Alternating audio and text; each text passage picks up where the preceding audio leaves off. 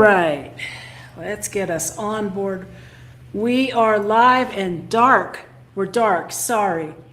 The light is just blinding right now.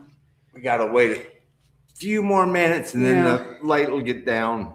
And the forecast was like, we don't dare go outside even though the sun's shining and the sky is blue. And yeah, maybe I should turn the camera down toward us a little more.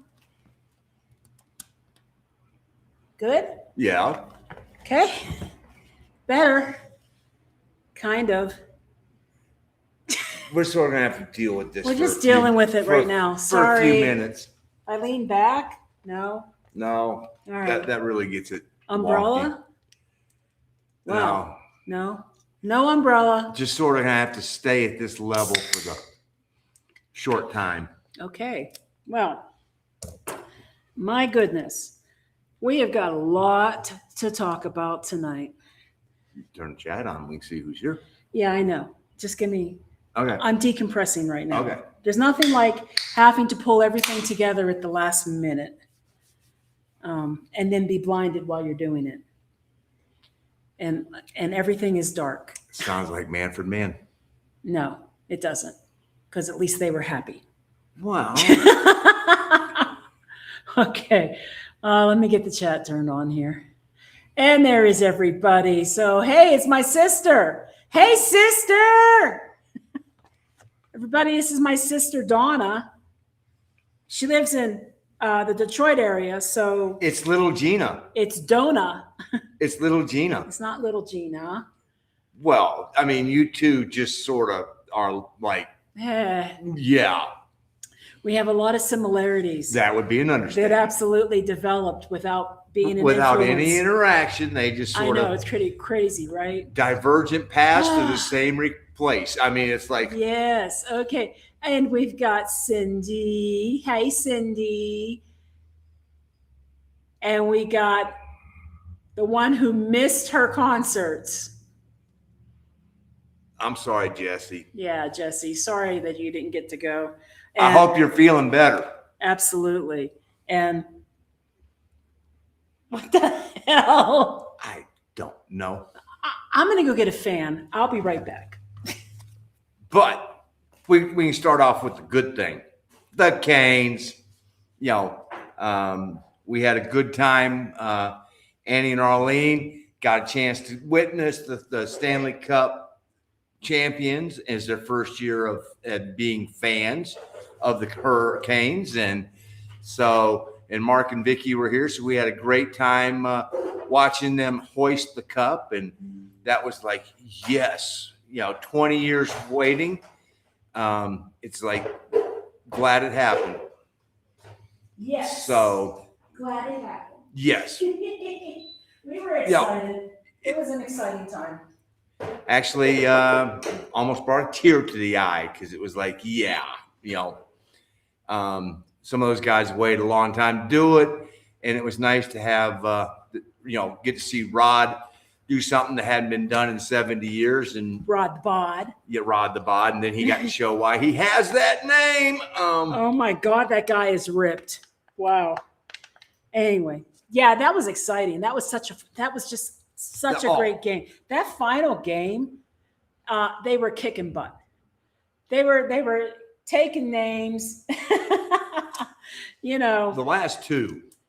Especially the last one. But especially the last one. Yeah. No, but the last two, it was sort of like, okay, Yeah. So, but that was good to enjoy. It was. And let's see. Oh, and here we go. Hey, Lambden. Hey, Lambden. Hi, everybody. And my sister, we already said hello to my sister. And Vicky and Mark, who just got back from their 17.17 minute walk. That's hoofing it for a mile. Yeah, it is. Pretty good. It's pretty good. Better than a 20-minute mile. Vicky and Mark went to Mexico City with us to go see Rush and to spend a few days exploring. We will be touching on that tonight for sure. And then we got Jeff and Sherry. I need to ship something to the Besses and PV soon. DHL, we'll talk about that, bro. It's coming. Are you reading our minds? Because that's Yeah, it's coming. Just to give you guys an idea, we have the front of the table covered. Oh my God. We got 4 pages of notes. Touch point notes. Touch point notes because Well, I know I got a little extravagant in writing some I of them think out. he's using a 40-point font. Well, He needs to be able to see them. 26-point type, but still. Oh, was it? Yeah. Was it? Oh, okay. Yeah, but I can read it from here. But Yeah. yeah, 4 pages, and we're talking full. There was a lot of stuff happening, and some of it he didn't even mention. So I guess I get to start off with that. That one totally slipped my mind. You know, It's okay. Hello, Sheila. Thanks for coming up on here tonight and hanging out with us. And yes, the Canes. We are so excited. All right. So and we got Suzanne. Hey there, Suzanne. Sorry about your nights. Yes, up in smoke. I just blew put the fan on so it blows it that way because I don't know. You know, it's like me at concerts and tall people and me around Mark and his smoke. I am the moth or I'm the flame. Well, I'm the light that everything comes to. Well, the other thing is normally we have windows open so there's some breeze to help take it away. Well, we have Max here, and who recently destroyed. I wasn't even getting to that first. He destroyed his screen and popped it right out. He didn't destroy it. He just knocked it out of the. Yeah, but I know he knocked it out. We can't open that door now because it'll let all the bugs in. Right, but we had to drop all the screens down because if he senses anybody walking by, he has to let us all know that there's somebody in his kingdom. So, and he is the king. So yeah, and I'm getting blinded again. So, oh my God. Okay, well, yes, Wilfredo, we are going to share everything. Oh my God, and oh yeah, the CDMX trip, all the stuff. Oh yeah. Well, okay, so let's start off with the things that were raising Gina's blood pressure before we even left to go to CDMX. So, okay, so the first thing was I ordered a very large. It's called the Beast. I ordered a large UV light that is at a. I'm trying to remember if it's higher or lower. It doesn't matter. Usually when you buy these UV lights that help you look for body language, like pet stains and things like that, body fluids, and urine, whatever. Usually it's those tiny little pen light flashlights, and they have like a purple UV glow. And yes, they do work, but they're not as strong as the Beast. The Beast is at a different wavelength. It can shine 50 to 60 feet away. And we thought it would be a good idea to get it for scorpion hunting. Right. I mean, when we went to the Ren Fair and we were in that hacienda out in the middle of nowhere. What you going to get now, baby? Umbrella. Okay. No, Mom, there's none out here. I don't know, babe. So, then it was like had a lot of grassy areas in the hacienda, and Annie and Arlene happened to see one, and we had brought the black light with us, so I thought it'd be interesting to sort of, peruse the grassy areas to see if there were any others and what quantity they were and what sizes they were. And so, while, she gave me the one because she goes, oh, it's in my backpack. And by the time I would have found them with the intensity of this particular one, they would have found me. So it was sort of we need something with a little more oomph in it. And no, that way, babe. I don't want it in my face. Oh, okay. Okay. You want me to just... If you want to hold it, that'd be great. I can do since you're doing the... Yeah, that's cool. Thank you, Mr. Man. Yeah, you just call me, Mark Poppins. All right. So anyway, I ordered the Beast. It's being imported from Amazon to Amazon, Mexico. It includes an imported VAT tax and just all the extra stuff, but it was worth it. So I order it. And it's supposed to be here on a certain day, but of course it's not going to be here on the day they said. So it's been delayed a few days. That's fine. And then it gets put into the courier responsibility of a company called iMile or iMile, whatever you want to call it. Now, usually if I get something from Shine or from Temu or something like that, the courier company is usually JT Express. And for the most part, they're pretty reliable. I cannot say the same for iMile. So I'm waiting for this delivery. I get an update that nobody was home. First of all, when you make a delivery to where we live, you have to go through the security gate. The security gate won't let you in unless they call me and I tell them that it's okay. Nobody's called me. I don't even have a WhatsApp message. Well, and second of all, they won't even let them be they won't call us or anything after 7 o'clock. If you get there after 7, they just turn your butt around and say, come back tomorrow before 7 o'clock, and we will call the resident here and see if they did order from you. So they say nobody answered the phone and nobody was home for delivery. Of course, they tried to deliver it at 10:30 at night, so they say. Second attempt. No, that was the second attempt. First attempt was 10 minutes to midnight. That was the first attempt.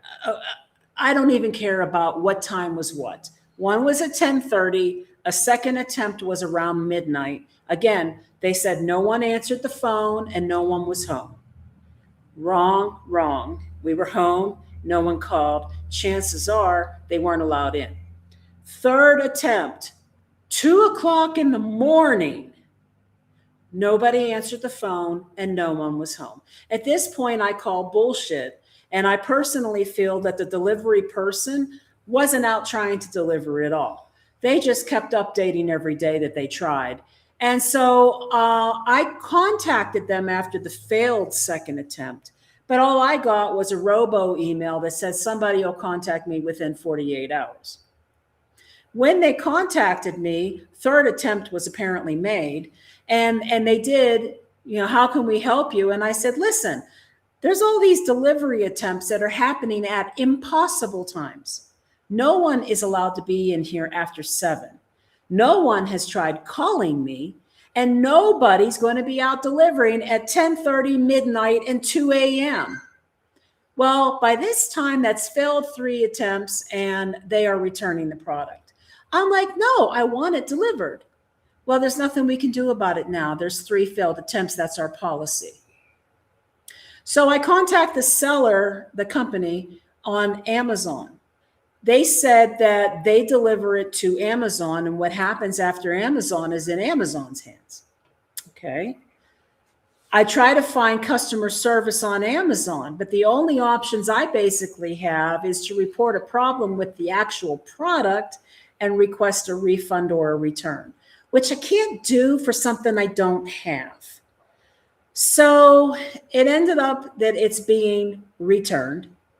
And it says on my Amazon account that it was undeliverable. And I'm just pissed off about it because iMile, they got some jackass who's they were not here. They were not here making a delivery. No. They were just sitting on it somewhere and pretending they were working. And I contacted iMile and I'm like, so you can't deliver it to me, but you should be concerned that you've got people that you're paying who are lying about making delivery attempts because they're not, but they don't really care. So I was already upset about that.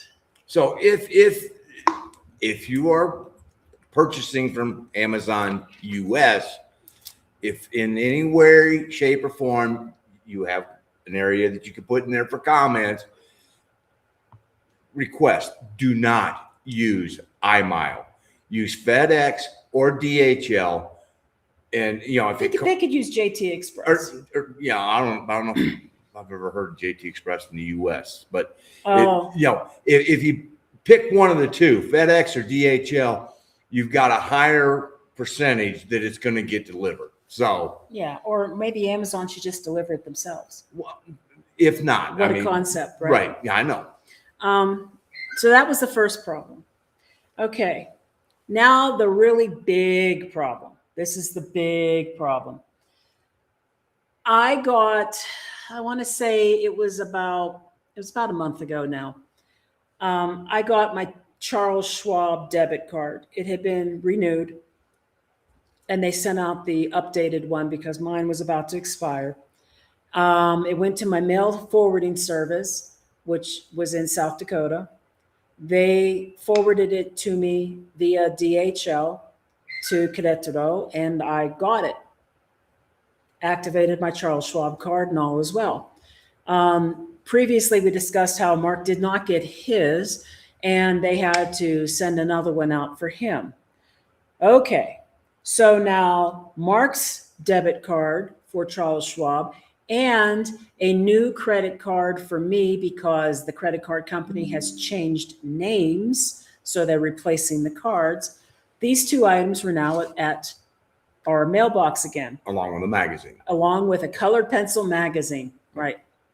So I had those forwarded via DHL. This was like maybe 2 weeks after receiving the other card. So these are now being forwarded to DHL, and they sat at the Aduana on a daily basis in Querétaro for 2 weeks. Every single day they would update that there was a hold, and they would update a time event. About 10 days into the hold, I was like, what's going on with my credit card and my debit card? And I got a response back from DHL UK. This is from their customer service form now. The UK office tells me I need to contact somebody in Mexico. No shit, Sherlock. Okay, so I don't know what to do at this point because now we're talking about a level of Spanish that is above, my expertise. So I get our friend, Liz from my place at Querétaro to please call DHL and find out what's going on. She finds out that I supposedly got an email requesting further information. No, I didn't. And she says that they're talking about an importer's license. What the hell for? The magazine? What? So she said basically that they were going to contact me in 48 business hours, 2 business days. Okay.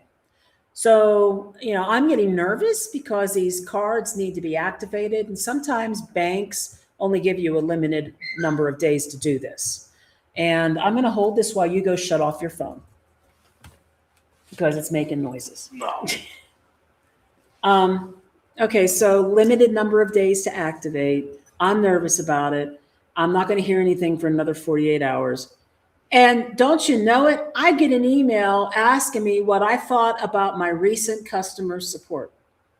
Now, they said I got an email telling me what I needed to do, and they're waiting for me to respond. I never got that email. But the exact same day that Liz calls them for customer support on my behalf, I'm getting a "How did we do with our customer service?" email. So 48 business hours go by, and the email that I get is, "We need an importer's license."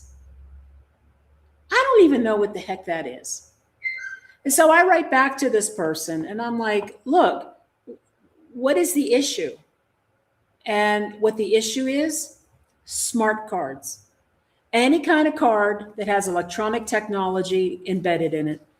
Debit cards, gift cards, credit cards, all those things are now subject to money laundering laws, and you must have a broker or someone with an importer's license complete paperwork and processing and clearing them before they'll release them.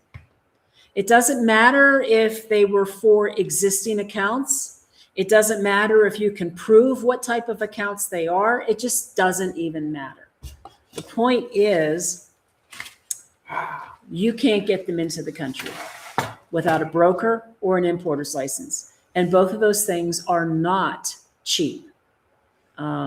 You're talking a couple $100 at least minimum to get them cleared. I think what Liz was quoted by them was like 6 to 10. eight to 11,000 pesos. That's a lot. That's a lot. And, you know, and it didn't matter that I basically told them that these are my personal accounts and I have no access to my money. None of that mattered. It did not matter. They're following this law to the T. And right now, apparently, I think it went into effect in January, but not everybody was doing it. And they're getting a lot of pressure to adhere by it so that they can avoid being penalized themselves. You know, the DHL and FedEx and all them. So while someone has brought this up last month, was I running into any problems? The answer at that time was no, I wasn't. Nope. Because I had we had not had an issue. I just got my Charles Schwab card with no issue. But literally a week or two later, we've got issues. And it is rolling out across Mexico.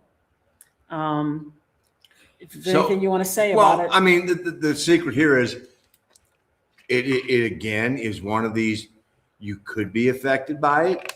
You could not be affected by it. But the thing we can't do now is count on the fact that okay, it was good, and it's good until it's not good, and now it's not good. Now it's not good. And so so what we're faced with is sorry about the darkness in and out when the sun goes all the way down and it'll balance out.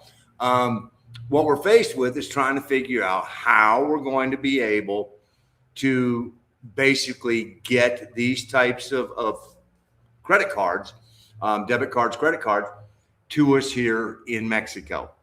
Let's stop for one moment and catch up with comments. Okay. And then we'll continue. Oh, Sheila, I've had issues with DHL like that here in the U.S. Sit in Fort Worth when I live in Killeen for 2 weeks with no movement. I asked to pick it up myself and they said no. Yeah. Wow.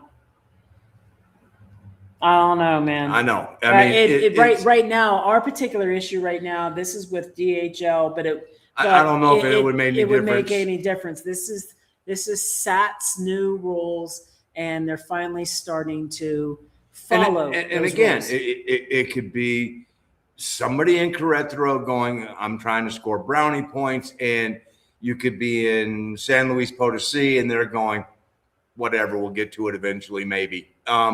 So, you know, there is no, like most things in Mexico, it tends to be fluid. I mean, it's lack of consistency. You know, I mean, it's like the INM. Some would be sticklers for things, and others would be, okay, you know, you got this, we're good to go. So there isn't any real rhyme or reason to the whole thing. So, in trying to figure out, all right, how are we going to deal with this? Well, let me tell what the immediate solution is. The immediate solution was that I moved all of my credit cards to Google Wallet. I didn't really want to do that, but at least I have all my active cards in Google Wallet. And then if there is an update and the account number has not changed, it should update as well in Google Wallet. The thing is there is a chance that the token for Google Wallet may be expired when the card gets expired. Now, the idea that we're doing right now is I had them return the package to the sender, which was my mail service thing, and I'm forwarding it to our youngest daughter, who is then going to activate the new cards for me. And then I will check Google Wallet to make sure they're active. And then when we see her in October, I will get the cards from her. Right. Now, can I go? Yeah. Oh, okay. All right. Please. So that's going to solve this time. But we have this coming up, you know. We have two, I think, that expire. Capital One expires in September. Not a big problem. We'll be seeing her in October. We'll do the same thing. We'll just send them to her, have her activate them, and boom, boom, boom. But there's going to be some times where we're not going to be able to wait the 6 months because we go every 6 months. And so, it may not always fall in there. And so we know that this is also going to be happening to a lot of you as well. And so what we're thinking of doing here is creating a schedule and, amongst our tribe and people that are friends of ours down here. And let's put a schedule together when you're going to the States in September. You're going again in December. We go again, we're in October, then I'll go again in March. And we put this all on a spreadsheet and go, okay, let us know when you're going to be there. And we can all forward the mail to one spot, and then somebody can mule it into the country and then go to a FedEx and DHL and just disperse it accordingly. After we're here. After they're in the country. Yes. And so that way we all sort of help each other go through all of this and work with the pain. The logical way I have of looking at doing it is, mark the return address on there in some way. Okay, go ahead. No, we talked about this already. So my suggestion was, if you're going to forward something to an address, whoever is picking up next, put the address, but then put your name in parentheses in the address after the main person. Somewhere Something. in the address. Yeah. Put in there, like if we were having it, let's just use our friends Mark and Vicky or Annie, Bet, and Arlene. If we were shipping it to Vegas, we were shipping it to Texas. We would put in, whoever they're gonna, whoever the designee that they get stuff shipped to, and we would send it to them, and i.e. company, whatever extra line is in there, it would say GringosRUs. And then when they get there, they got an envelope, and on the outside of it, it says GringosRUs. They know it's ours. Boom. And, then they're set to go. So, that's a quick way of doing it. And it's, instead of each of us having to go, oh crap, how are we going to handle this? Together, we can maybe shorten the wait times down and go like that. Just thinking outside the box, trying to come up with a way of making it easy for all of us. Yeah. And we're talking about something like this, something that they will not allow you to send into the country. But you can bring it. But you can bring it in. You just can't mail it. You can't ship it. Courier it or anything like that, but you can bring it in. So in keeping it in an envelope like that, then that way we don't open envelopes. We don't look in anybody's mail, but we know who it goes to, and then we can just get it to them. But we want to keep it to just our local friends, our tribe, the people that we actually know. That way, people who we trust each other. Yeah, I mean, so like if you're in an area and you're watching this later, sure, if you've got a group of people that you know really well in the area and they make trips to the U.S., you could do something like this too. Yeah, I mean, case in point, when Mama Sue comes down, she could bring some stuff with her, it's wanting to have people that we do have faith in, because let's be for real, we do have some trolls. As you expand, you do bring on more and more of those types of people.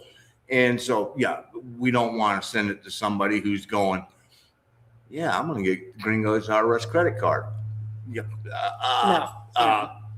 So. And it doesn't happen that often. I think it's hitting us really frequently right now because we got a lot of that stuff new or updated right before we moved, and we're coming in on that 4-year. And it's all sort of cycling now. Yeah. And another suggestion, this came from KJ and Craig from Truly Remarkable Life, is when you're going to be back in the U.S., reach out to the banks and either tell them you lost your card or ask them if they could send you a new card, that your card isn't working really well, something. And then when you're in the The dog US, ate your card. yeah, Max. when you're in the US, then you get the card while you're there. And although you have shortened the life a little bit, it extends the life in the long run so that you don't have to deal with this, because this wasn't an issue until this year.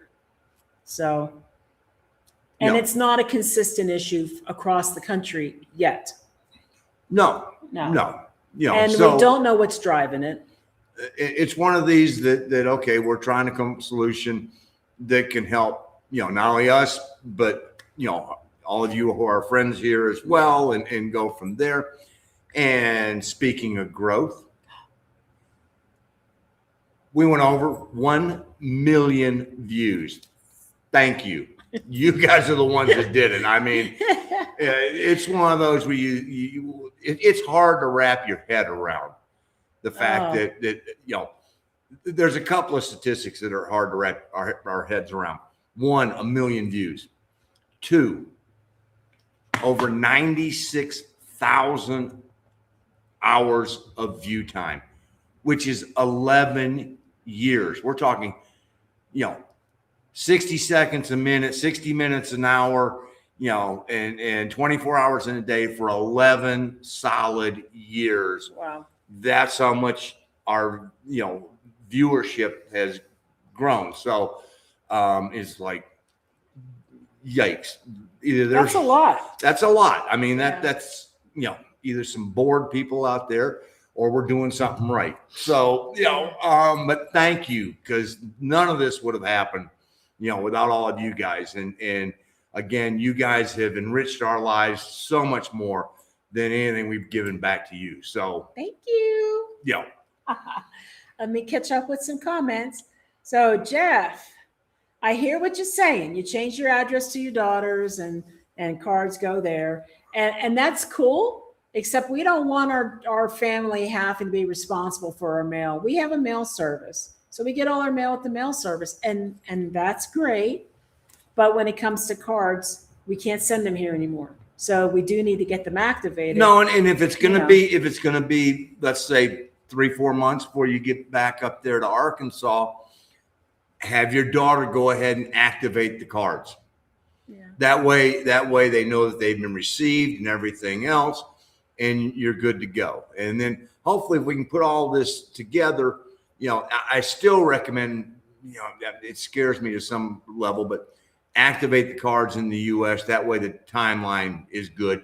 And then we can all sort of work together and get them here in country. It's, you know, so far, Charles Schwab and this other credit card company have not badgered me with emails reminding me to activate. Although I did have one card that did. And I want to say it was the Wells Fargo one. I don't know. But you get those emails, not me. They were like badgering me. You haven't activated your card. And so sometimes I think the companies are okay if it doesn't get activated, and you'll be fine for weeks, if not months. But then there's other companies that do get irritated. So, you know, sending it to a family member is wise, but since we pay for the mail service and we do use it, most of our mail doesn't need to go to the family. There's very rare that we have to forward something. Maybe we have to forward, well, the one time we had to forward our plates for our car because they replaced them with new ones. Yeah. And sometimes we have to forward something to your mom. I can't remember. I don't know. Most of the time, everything comes here, and it's fine. We haven't run into an issue until the debit and the credit cards, or just bank cards. It's good till it's not. Exactly. And where's the pup? Where is? He's asleep under the table. He's having his post-dinner nap. Yes, don't worry, that won't last sure. for 4 pages. I can guarantee you that. Call your credit cards and tell them you want a new physical card. I did that, and all my cards expiring, so you can get them all updated in one trip. Yep. Yeah. Yep. I think that's what we're going to have to do from now on, moving forward. But and that way, you know, because we have a pretty much a set schedule now of October and March, because that way we know, okay, whatever we need to have it arrive, because those are our two well, we go up to see my mom, and then in the October we see, 2 of our 3 daughters, and so, it's a mule trip. It is. Well, here's a question. Maybe someone else here can answer better than us. Apparently, it is legal to keep Medicare Part A and B when you live outside the U.S. This is true. To use when you visit the U.S. This is true. However, the Medicare Medigap plan and Part D drug must be canceled. We don't have either. Nope. Mark has Medicare Part A only, I think, right? Mm-hmm. We don't even have B. You can use them in Mexico. It's really supposed to be for emergency life-threatening situations. There are medical groups in Mexico, based primarily out of Ajijic, but they have expanded. Where there's supposedly one here now in the Querétaro area. They will work with Medicare, but rumor has it, and we cannot confirm this, that what they're doing technically isn't allowed. Well, no. Because routine care is supposed to be in the U.S., not in Mexico. And people are using it for routine care, and somehow, some way, they're underwriting it in such a way that it's getting paid. So how they're doing it, we don't know how they're doing it, but more power to them. And but the reason we keep the Medicare is if Mark were to need something urgently done, he should have coverage here for a life-threatening situation. Right. But if he needed something more elective, we would have to go back to the home state to have it done. Right. And we have one credit card that's, 5-figure balance available on it that is basically what sits in it's right here in the wallet. It doesn't get used. And it is for if something, hopefully it doesn't happen, but if we have to, have something done because, Mexican healthcare, they want paid. They're not dealing with the insurance company. That's up to you. So, this is pull it out, put it down and say, take care of her, take care of me or whatever, and do it in here, and then we figure it out. So there is talk of a, what would it be? Universal health care package. Just got signed by Dr. Claudia last week. Supposedly to be effective in 2027. It is for citizens, but there is some talk that it could be for residents as well. To what extent, unclear. However, Mark has the level of Spanish necessary, and he's over the age of 60. If he wanted to become a Mexican citizen, he probably could. Just saying. We just don't know yet if it's something we want to do. I would consider doing it. The whole thing is I'm not bad at having a casual conversation with somebody. Yeah. I can pull it out and have that, but man, the pressure would be on and everything else. And that's sort of like stand there talking to the cop and all of a sudden all the words go. It'd be like talking to your neurologist, which was a struggle, but you did it. I know, I can make it happen, but let's just say it's not, it wasn't like having a conversation with the young lady in Mexico City that was sitting there in the restaurant, the Yucatan restaurant, where, if I screw something up, no big deal. No, I know. It was casual and the pressure wasn't on. So, but if anyone is watching right now who can better answer questions with regard to Medigap and Part D, please do pipe in. We don't have it. We don't use it. So we're not really qualified to say anything about it. Again, Mark has whatever is required. They automatically started taking it out of his check when he turned 65. Well, it's their way of, here, we're going to give you money. Oh, no, here, we're going to take it back. Right. So we wouldn't even have it probably if we didn't have a choice. Who knows? I don't know. No. It was one of those we weren't sure, but they didn't really give us a choice. No. So he's paying for it, but he's only paying for what they require him to pay for. Yeah. Yeah. All right. Is there a tax reason as to why you go every 6 months? Nope. No. Nope. I can give you the exact reason why. The exact reason is my sister used to live about 25 minutes away from my mom, and she and my brother-in-law decided that they wanted to be closer to their grandchildren, and I get that totally. Makes all the sense in the world. And my mom was like, "Go, that's where you need to be, go." And she's like about to turn 86 next week, and it's like, I'm fine. And so my sister and I came up with the idea that we need to see her every 3 months. And so since Amy is more accustomed to the winters there in the US and the Kansas City area, I was like, I'll take the spring and the fall. And part of that also was the fact that, that's right, in the fall we go to the beach with her. So, I mean, sometimes being the eldest has some advantages. So, and my sister was like, whatever, just, so I'm gonna go every year for the first week of the NCAA basketball tournament, because my mom absolutely loves it.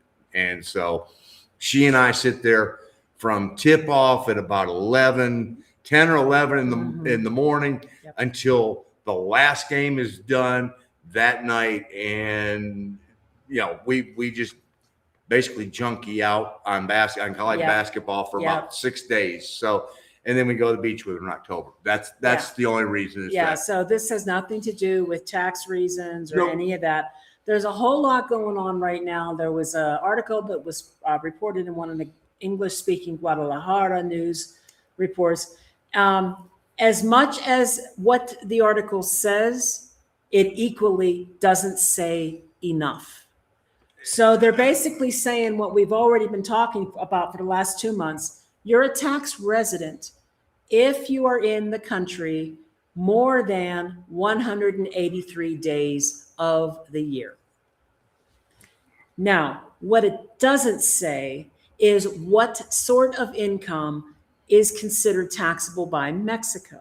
Because Mexico and the US, they have a treaty with each other, so there's no double taxation. And they definitely will not tax your Social Security in Mexico. No.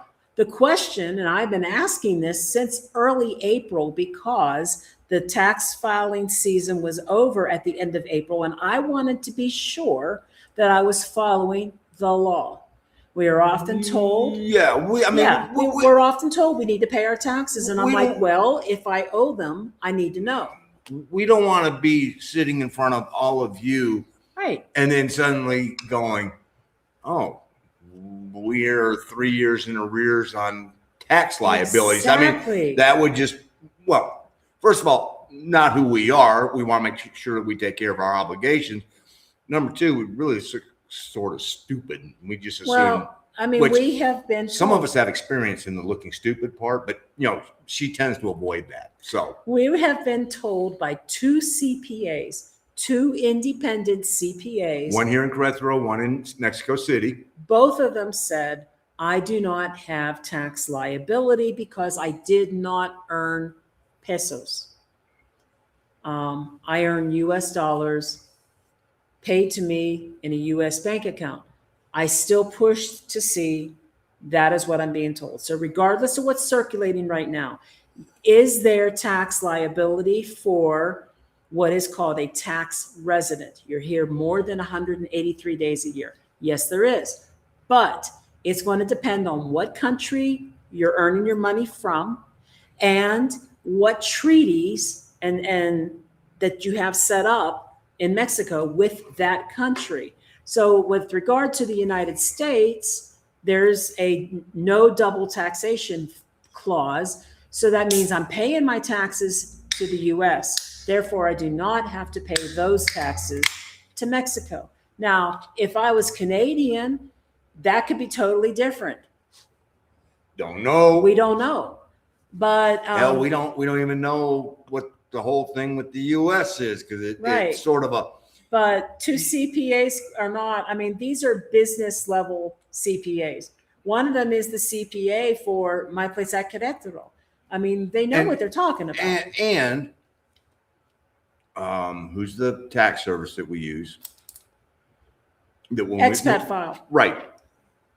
They have not given us any indication that, nowhere has it come up and said, this is exclusively for US. Right. You may be liable for this in Mexico. So true. All right. Healthcare in Mexico through private hospital is so inexpensive compared to the US that it really doesn't matter.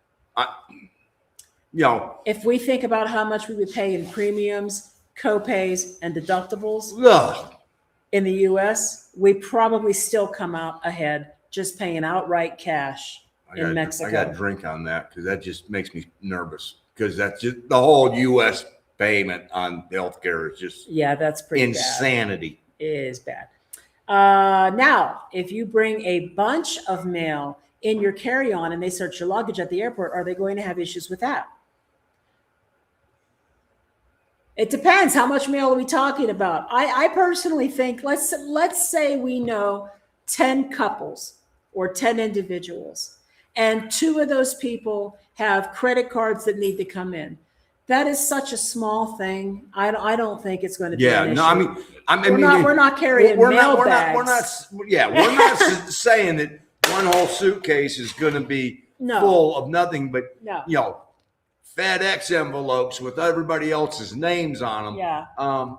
We're only talking about the things that they won't import, like credit cards. And to be honest, I mean, this is in 4 years, the third or fourth time. So about once a year, we've had something where we've had cards come in and things like that. So it's not an issue of it occurring all the time. So I don't think any of us are going to be walking through going, oh crap, I look like a mailman here. So yeah, right. And you can call and report lost or stolen. Yes, you can, Wilfredo, but the problem is when you report lost or stolen, they will change the numbers. Yep. Well, and that works, but the whole thing is how long you got to be there long enough to get it. And if they are one of these institutions that says we're going to ship it in 7 to 10 days, well, we're normally there for only a week. So if we were going to do it that route, we would probably report it 2 weeks before we were actually going to be there and say, yes, please go ahead and ship it. You know what? I'm going to be on vacation. Can you ship it to me at this address? And, if they go, no, okay, well, then ship it to our normal address and then we'll have it forwarded to us. Yeah, that's fine. Hey, hello, new person. Popovsky Darko. I'm not saying it right, am I? Popovsky Darko. Well, welcome. Bienvenidos. We're glad to have you here. And there's my sister going, grazie, grazie, grats. What's up? Grats for what? What's the thank you for? Oh. Oh, that's what it's for. The 1 million views. Yes, thank you. Thank you, Annie. Yes, and Cindy. And you guys can shoot the congratulations to us, but you guys are the ones that did it. That is true, because it ain't us. It ain't us. Well, we may put stuff together, but it doesn't matter if there isn't somebody there to watch it. So thanks for letting us know about sending cards. I appreciate it. You're very welcome. And, this is a new thing. Again, this was enacted this year. It just didn't affect us until June. Or the end of May. I don't know if they got a new manager out there, or this particular manager happened to get a visit from somebody in Mexico, from Mexico City, that came in and went, what do you mean you're not enforcing this? Who knows what the impetus was, but something changed. Yeah. And I was very specific because we never had this issue before. I actually asked them to show me the regulation or whatever it is that says that I need to have an importer's license to receive a bank card. And they did. They showed me exactly what categories it falls under, and they showed me the code, the way the law was written up. They showed it to me. So there's nothing I can say. This is the new law. It's an anti-laundering money thing. They don't want cartel members and stuff getting sent bank cards. But damn, I wish there was a way that they could say, but this is, if this is an existing account and your name is on it and blah, blah, blah, blah, but they don't have that. The answer is no. And let's be for real. You know, when legislatures write legislation, they tend to just do it. And you either end up with one that doesn't go far enough in protecting some people, or you end up with one that's 1,500 pages long and nobody knows what it does. So yeah. So you know, maybe they're ironing out issues. I can't believe that this won't affect a ton of people. I'm sure it will, but then the actual number of foreigners who reside in Mexico is less than 2%.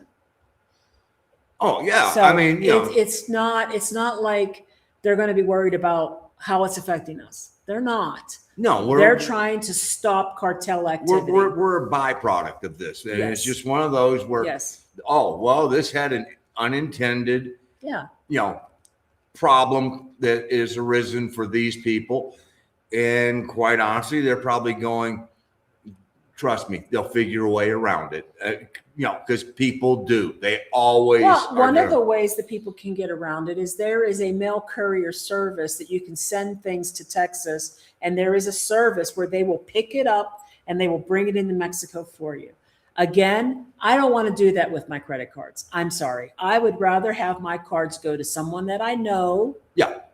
And then I can pick them up or have them. God knows what we could be paying for in Reynosa. I mean, I know. So that's how it is now. There's ways around it. The really smart ways of getting your cards all replaced while you're in the United States. That's a great way of doing it as well. But in the interim, if anybody gets caught, we're going to see if we can put together a little schedule here to go. Okay, let's help each other out. All right. So how did Mark learn Spanish? Was it before or after moving to Mexico? Well. Wow. Hold on. That look right in here. Boom. Oh, look at that. I mean, we'll touch base. We'll dovetail back to that. Yeah. Okay. We'll sort of spin it this way. I spent a year in living in Roswell, New Mexico. Some people may go, that explains a lot. But in Roswell, it was probably, and this was, oh my God, 1973-ish, 72-ish, somewhere, 73, 74.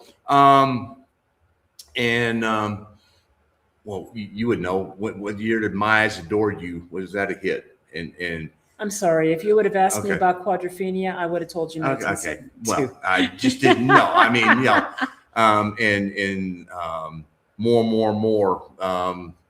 74. 74. There you go. There. See, I knew if I just kept naming the song, eventually she'd be going. Okay, that's the one. And so, and 50% of the population, at least 50% of the population there in Roswell, was of Hispanic, descent. And so took Spanish for a semester there and got to learn some of the phrases enough to get me into trouble. And then, didn't really do a whole lot with it other than the occasional trips down here and try and show off a little bit, but, really was horrible. And then learned it primarily, started taking it seriously when we decided we were going to move here and started doing Duolingo.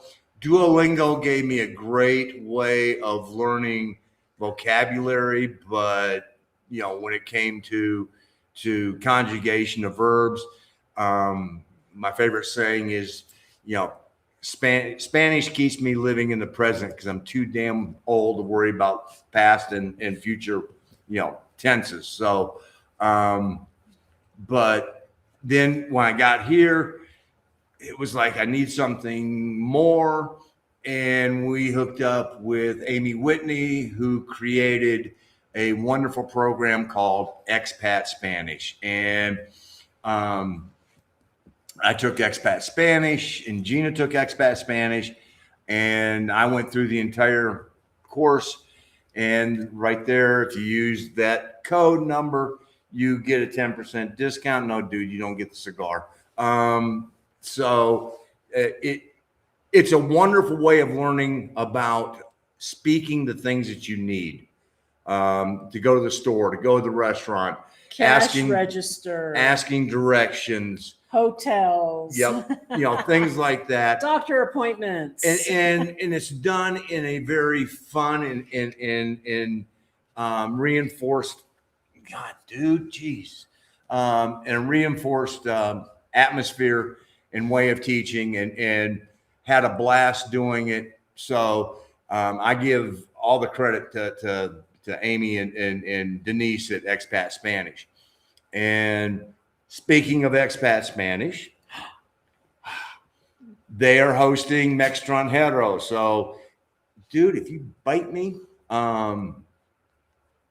if you're interested in going to Extranjero for 2027, our good friends Mark and Paulette and Jeff and Sherry, True Travelers in Mexico, and Papa Moved to Mexico, are hosting it in San Luis Potosí the last weekend in February. They're putting together all the events right now. They're working on getting hotel discounts and everything else. There is, if you're on Facebook, which I know the overwhelming majority of you are, only some of us aren't, but you're able to go on there and you can find the Extranjero event page, and then there you can get all the latest places that are giving discounts and everything else. And I'm putting the Max. I'm putting the Facebook group for Extranjero 2027. The link is going to be in the chat as well, because it's just easier to follow it. All right, and so we're really happy and thankful that Amy Whitney and Expat Spanish is going to be sponsors for Extranjero 2027. That's going to be a good time. And if you've never been to San Luis Potosí, it is a beautiful, beautiful city. Literally was our number 2 place in deciding where we would like to live. We liked it that much. All right. So is anyone else getting intermittent ads? Yes. That's a Facebook thing. It's a Facebook thing. I'm going to have to see if there's a way I could turn them off during the actual live stream. I'm sorry about that, Suzanne, because I find that annoying too.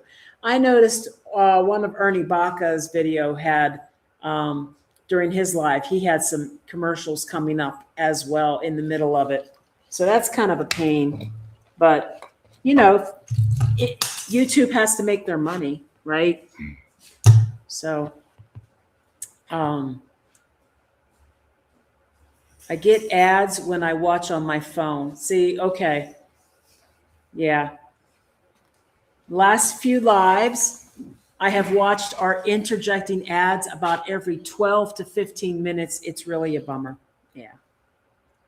That'd really be a bummer with ours, because God knows we go long enough. Yep. And my sister says the same. She's getting ads. And the thing is our lives usually run about 3 hours, more or less. So that's a lot of ads every 15 minutes. And I got news for you. We ain't making the money off of it. So that's true. I watch on my TV, and if I need to go do stuff, I watch on my phone. It's happening on both. Geez. Yeah, I'm sorry. We're going to have to see if there's a way we can minimize, at least try to minimize the. We'll see if there's a setting that we can. Yeah, 'cause they actually changed some stuff today. I had to go in and play around just to find some of the settings that we used to have when we set up our lives, and it was a little bit of a mess. So I can't imagine a person would have so many cards that it would be noticeable. Yeah, I agree. I agree. Most of us, we might get maybe one card a year, possibly might be getting renewed. It depends on how many cards you have. And this is just a big year for us, I think, because It's 4 years since we decided to do this. And and I think that it's just time. It's our cycle, and we're getting a lot of them this year. I'm thinking that there's definitely been a couple years we didn't have any. oh, I know, that's what I'm saying. I Yeah. think it's been, I think 4 times in basically 4 years. So about Yeah, I once a agree. year. I'm thinking that YouTube is on to how much their viewership has gone up, and now they want a piece of action. Yep. Believe me, they're getting their action. Oh God, yeah. I mean, They get 50% of everything earned. They do. minimum. And that includes anybody who gives us super thanks, club, whatever, the special club membership things, whatever, all that junk that we don't do, they get half. So that's why we don't bother. Nope. We don't bother. Because if somebody wanted to send us $100, We would get 50 in the other 50 would go to YouTube. YouTube, and we don't agree with that. We just don't agree with it. YouTube makes a lot of money, or they wouldn't be doing what they're doing.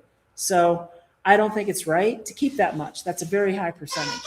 And I think it's especially not right that it's coming out of maybe our viewers' pocket like that.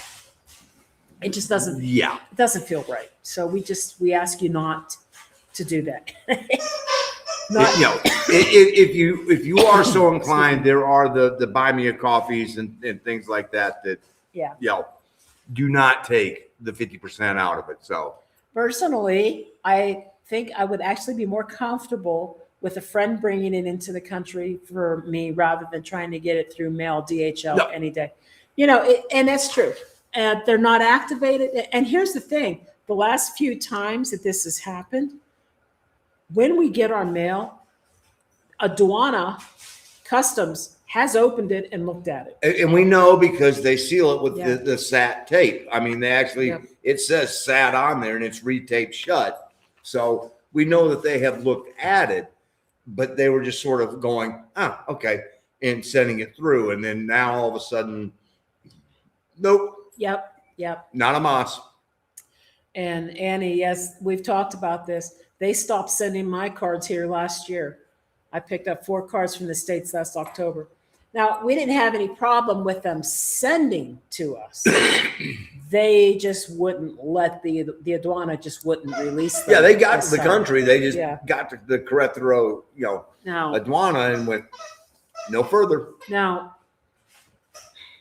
we don't want to call the banks and say, hey, can you send those cards to Mexico?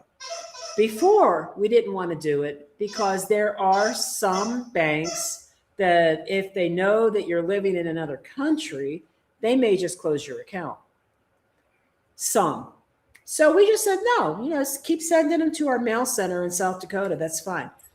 Now, if they were to try to send those cards to Mexico to you now directly, you would still run into the same problem.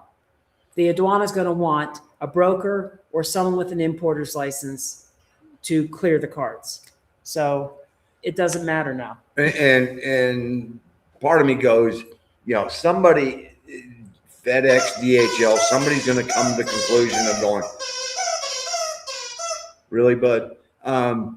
If we have this for our customers and we can provide that service, even if it were to cost $15 or something like that to send that on, we'd have gone, sure, we'll pay Something that. reasonable. Something reasonable. Not $500. Not for us to just get a license to do it that probably would have to be done every year. No, that suddenly becomes no. And so, Jesse, how do you get an importer's license? Well, you've got to go through SAT and do some paperwork and things like that. You got to pay a fee. And I don't know this part, but chances are you probably have to be a citizen. There's a good chance. Maybe you can be a resident, but you still have to pay and you still have to register. And it takes about 6 months because I did ask, how do I get one? Yeah, It's a 6 month process. and so when you got products at the time, the clock's ticking on, well, 6 months, well, whoop-de-doo. By the time I get it, my situation has either been solved or it is mushroomed into a bigger situation. So, Mhm. Okay. Do you have a Mexican cell phone? Yes, I do. If so, can you speak to the registration that needs to happen? The registration for a Mexican cell phone. Okay, so each of the companies are unique in some way, and they have different rules. Um, they have an AT&T here. They've got Telcel. They've got Telmex, T-Mobile. T-Mobile. There's different ones. I have a Telcel. With Telcel, they're very strict about what type of account you can have.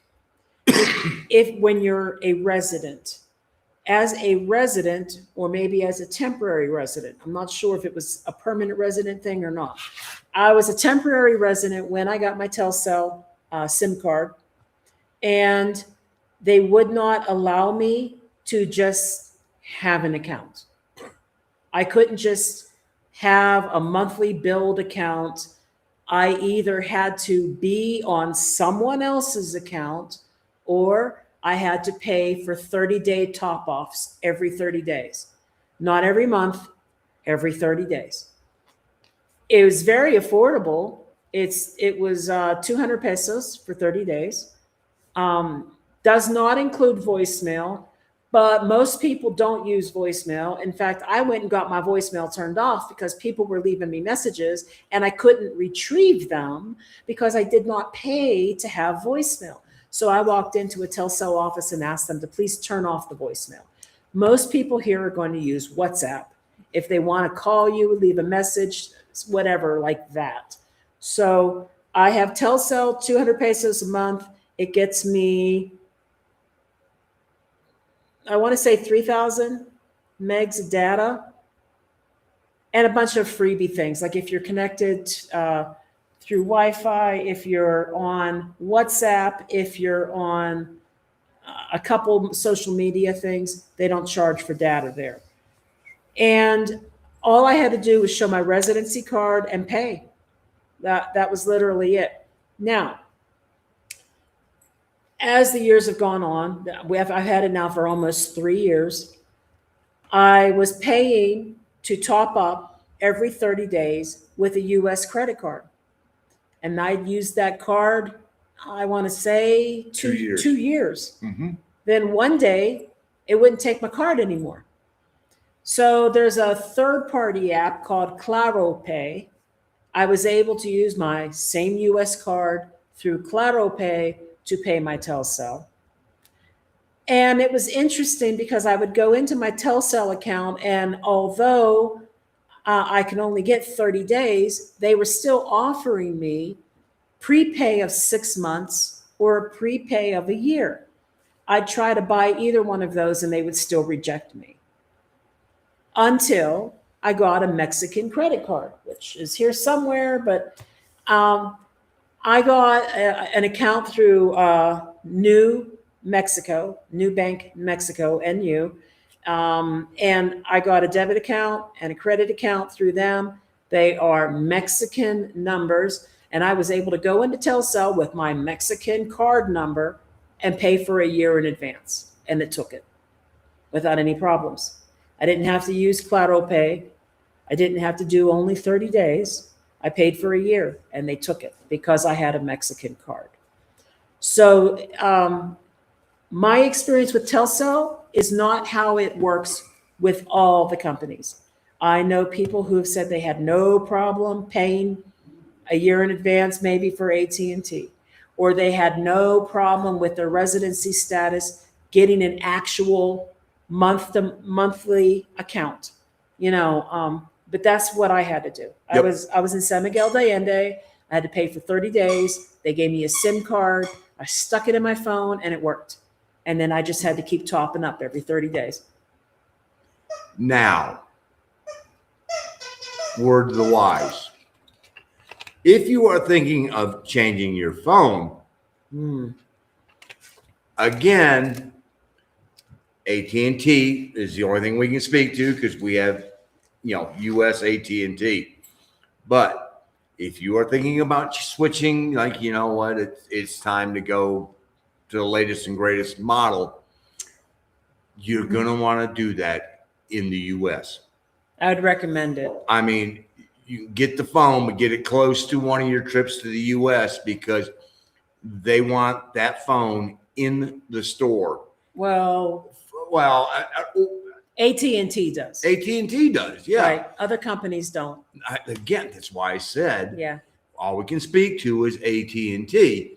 And, we weren't in the US and the rigmarole that was required to get this done. Okay, let me explain the rigmarole. I bought a cell phone in Mexico through Samsung's website. That was not my problem. My problem is that these phones come with one eSIM slot and one regular SIM card slot. I had a Telcel SIM card. I would have to pull out my US AT&T SIM card in order to use the Telcel one. So what I wanted was to have an eSIM for my US account. Now, other companies, I could say Verizon, for example, they don't have this huge headache because I read all about it online. It was AT&T. AT&T want you to bring your phone into their store to process the eSIM. They don't want to do it over the phone with you. They don't want to do it online with you. You must bring the phone to an AT&T store. Then they will take your SIM card information and transfer it to an eSIM. Well, I'm in Mexico when I need this done. So the way around it was for me to authorize someone to go into the store in my place. So I authorized our daughter to do this. She goes in and they give her a bit of a hassle. Then they had to call me while she's standing in the store to verify that I said this was okay. And I'm like, yes, it's okay. This is why I set her up as a designated person. And then there was some other back and forth going on. 2 hours later, after she had left the store and then went back in, because I begged her to, because they finally figured out what they needed to do. 2 hours later, I had the eSIM. Not before they completely disconnected me altogether and something else happened. It was a mess. So if you are AT&T US and you want to change phones and you live here in Mexico, arrange it so that your new phone is, or don't switch to your new phone until you're ready to go back to the States so that you can walk into an AT&T store and go, here's my phone.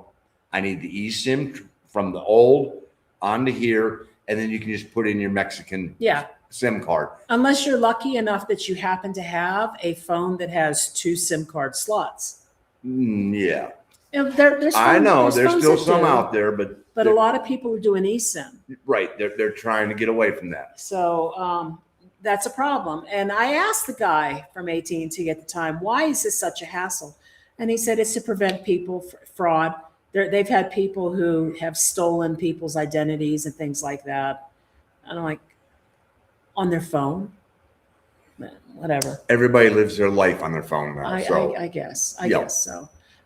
So the registration, honestly, now the other thing I'm thinking that you might be referring to might be the whole CURP thing. I don't know the precise details about it, but by the end of this, what's going on? I don't know. By the end of this month, you're supposed to have your CURP registered to your cell phone number. I've seen people on Facebook, of course, on Facebook, who are saying, don't do it. They're just trying to track you and blah, blah, blah. Maybe they are, maybe they aren't. But you know what? I've got nothing to hide. If they want my CURP attached to my Mexican cell phone number, go ahead. I don't care. So I went online to Telcel's website and I registered my CURP. And it was really easy to do. I just followed the link that I was provided. I filled out what they wanted and I was done. They sent a confirmation. I have that somewhere in an email, and I believe I still have the message on my phone. And I'm done with it.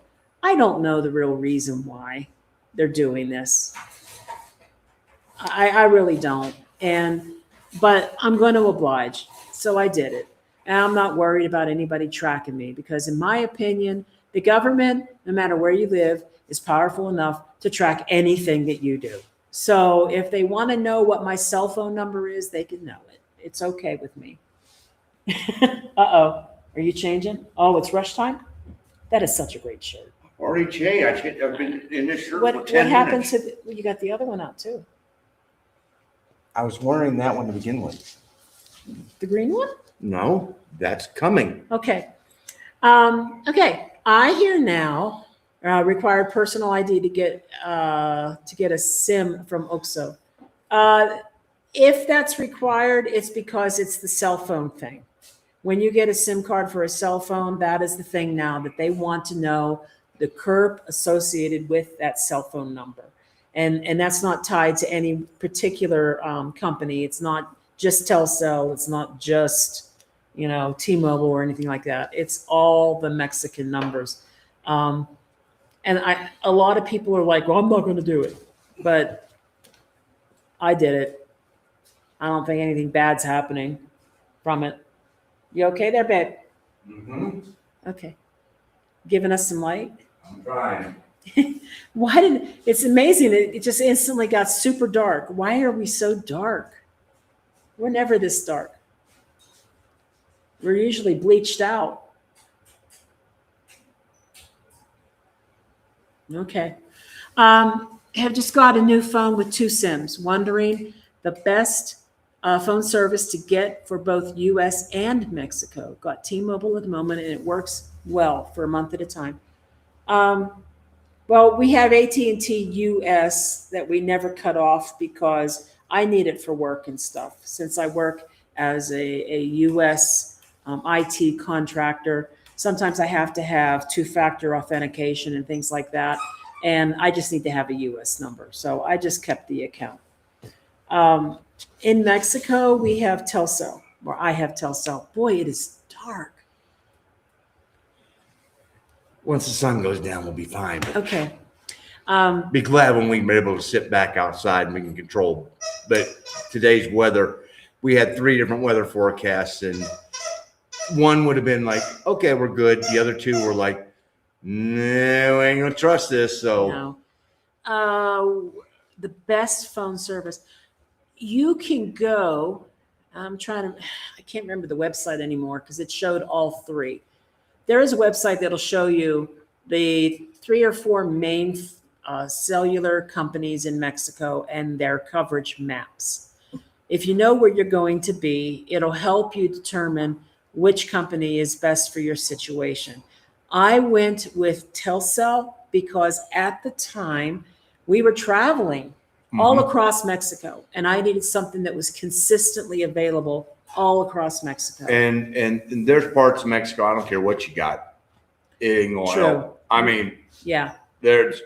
we've driven in through some parts where it's not available. I mean, No. Occasionally. But Telcel had, at the time, what I was looking at, it had the most coverage. Maybe not necessarily the best coverage. It had the most widespread coverage. So that's what I went with. and I can tell you, trying to live on AT&T US, that's not fun. I mean, it's difficult because she'll get service. Case in point, Ajijic, I was in a black hole. I mean, I could not get anything, and she's over there rocking and rolling, and I'm just like, okay, this is, I was carrying it around in my pocket, I guess, just because of habit. So, Yeah. And I like Jesse's method as well. And KJ and Craig suggested the same thing about just get new cards. Yeah. When you know you're going to No, be I mean, home. that's a, once you get it all sort of coordinated, that's a brilliant way of doing it. Yep. Max. Oh, Maxwell. So Annie and Arlene, they watched our Maxwell while we went to Mexico City. And unfortunately, Maxwell caused a lot of stress for one of their older female dogs. And it's been almost 4 days. And that poor puppy, that dog hasn't recovered yet from the stress. And so they're dealing with some health issues now. Max is stressful on everybody that's old. Yeah, Max. I mean, Max is just a pup with a lot of energy. I mean, yesterday took him out and decided I was going to, let him run around the quad area out there and have a good time. And he's doing all this, and he's got to look for Francisco, the handyman, and because, day's not right unless he can find Francisco. And Francisco came in from outside the quadrant, so he opened up one of the outer gates, and Max goes running to him, and Francisco's like, "Oh, Max, Max," and he shot right by him and out the gate, and so here's Francisco and I running down the road chasing Max, and it's like, oh, Yeah. but Yeah. he's getting better. He is getting better. Isn't it? Hey, I taught him how to shake hands today. So Yeah, no, small steps. he's small, and it's he's so rambunctious he tore the door out, so we got to fix that We got to fix tomorrow. that. Every time I watch your live streams, I learn something helpful. Thank you. You're welcome, Fred. Yep. Oh, God. We just try to help everybody. And You know what? You guys have conversations that are going on over there that help Yeah. each other, and sometimes those answers are a lot more intelligent than our answers. Because, I mean, we don't know everything. No, and somebody may have encountered something Yep. that and shares it, and we appreciate. That's the whole thing of the GringosRUs family, is everybody's helping everybody. So Yes, and YouTube Premium is worth it. No ads. I would love that. I don't know. I got away from all the streaming services. Well, once we got a I PC. know, but it is a revenue. It is a revenue stream that we make more on. So I mean, Do we really? yeah. Really? I'm How just do they figure that? Because I hate watching commercials too, Sheila. I do. it is broken down, in our streaming. It tells us? How much we make from YouTube Premium subscribers. So, How is it that you keep disappearing? well, maybe it's my shirt. I don't know. I don't know. Maybe either. because it's so black that it's just like. Okay. I have a weird question about garbage. I've been watching a lot of house tours in Querétaro and always wondered, where do you put your garbage on garbage day? Well, it depends on where you live. Often what you do is sometimes there's an elevated basket on the street, and you put your garbage in the elevated basket. That's to help keep animals from ripping it open. Yep. Sometimes you just literally sit it out on the sidewalk and somebody comes to get it. Sometimes you wait for a bell to be rung, and they'll be a couple blocks down the street, so because they're ringing that bell, and you go out and you take it out then. I mean, we've been in, this is our third different, Bravada that we've lived in here in Querétaro, Zakia, then over in the Mirador area, and now here in Balvanera. And both Zakia and in Mirador, there was a community dumpster. Mm-hmm. And you just walked in, and I know in Zakia there was not really much access, much regulation to the access. You just walked in, tossed it in, and boom. San Miguel too. I know. And in Mirador, they had to buzz you in so that you could throw your trash in the dumpster. San Luis Potosí, where we were at, both places, you could hear them a mile away. I mean, you could hear them. And those guys hustle in SLP. I mean, and then we saw one lady that was late getting it out, and the guy was hanging back, and the truck's going down the road, and he's waiting for her to come out and give him the bags, and he's running down the streets with the bags and tossing them in. Here in Balvanera, we got 3 cans, and they pick up at least 3 times a week, if not 4. Oh yeah. So, it's never a problem. Just hike on down to the can, drop it in, done. Yep. And let's see. Oh, yes. I should just bite the bullet and sign off. Oh, YouTube. Oh, schnauzers. Yeah, we have 4. I love schnauzers. I just do. I love them for their personality. I like their looks. Intelligence. I've just had schnauzers all my life. And I like the fact that they don't really shed. Occasionally, there's a little bit of hair. They really don't shed. You have to go get them cut. So, which Max gets to experience for the first time tomorrow. Tomorrow morning. Yep. Okay. I have been paying the extra $5 a month with US T-Mobile for use in Mexico. Are some people still getting their T-Mobile US accounts closed if out of the US too long? That is a good question. I worried about that with AT&T. We've been here for 4 years, and AT&T has not closed our account. They don't care. We literally have the top of the line primo AT&T account.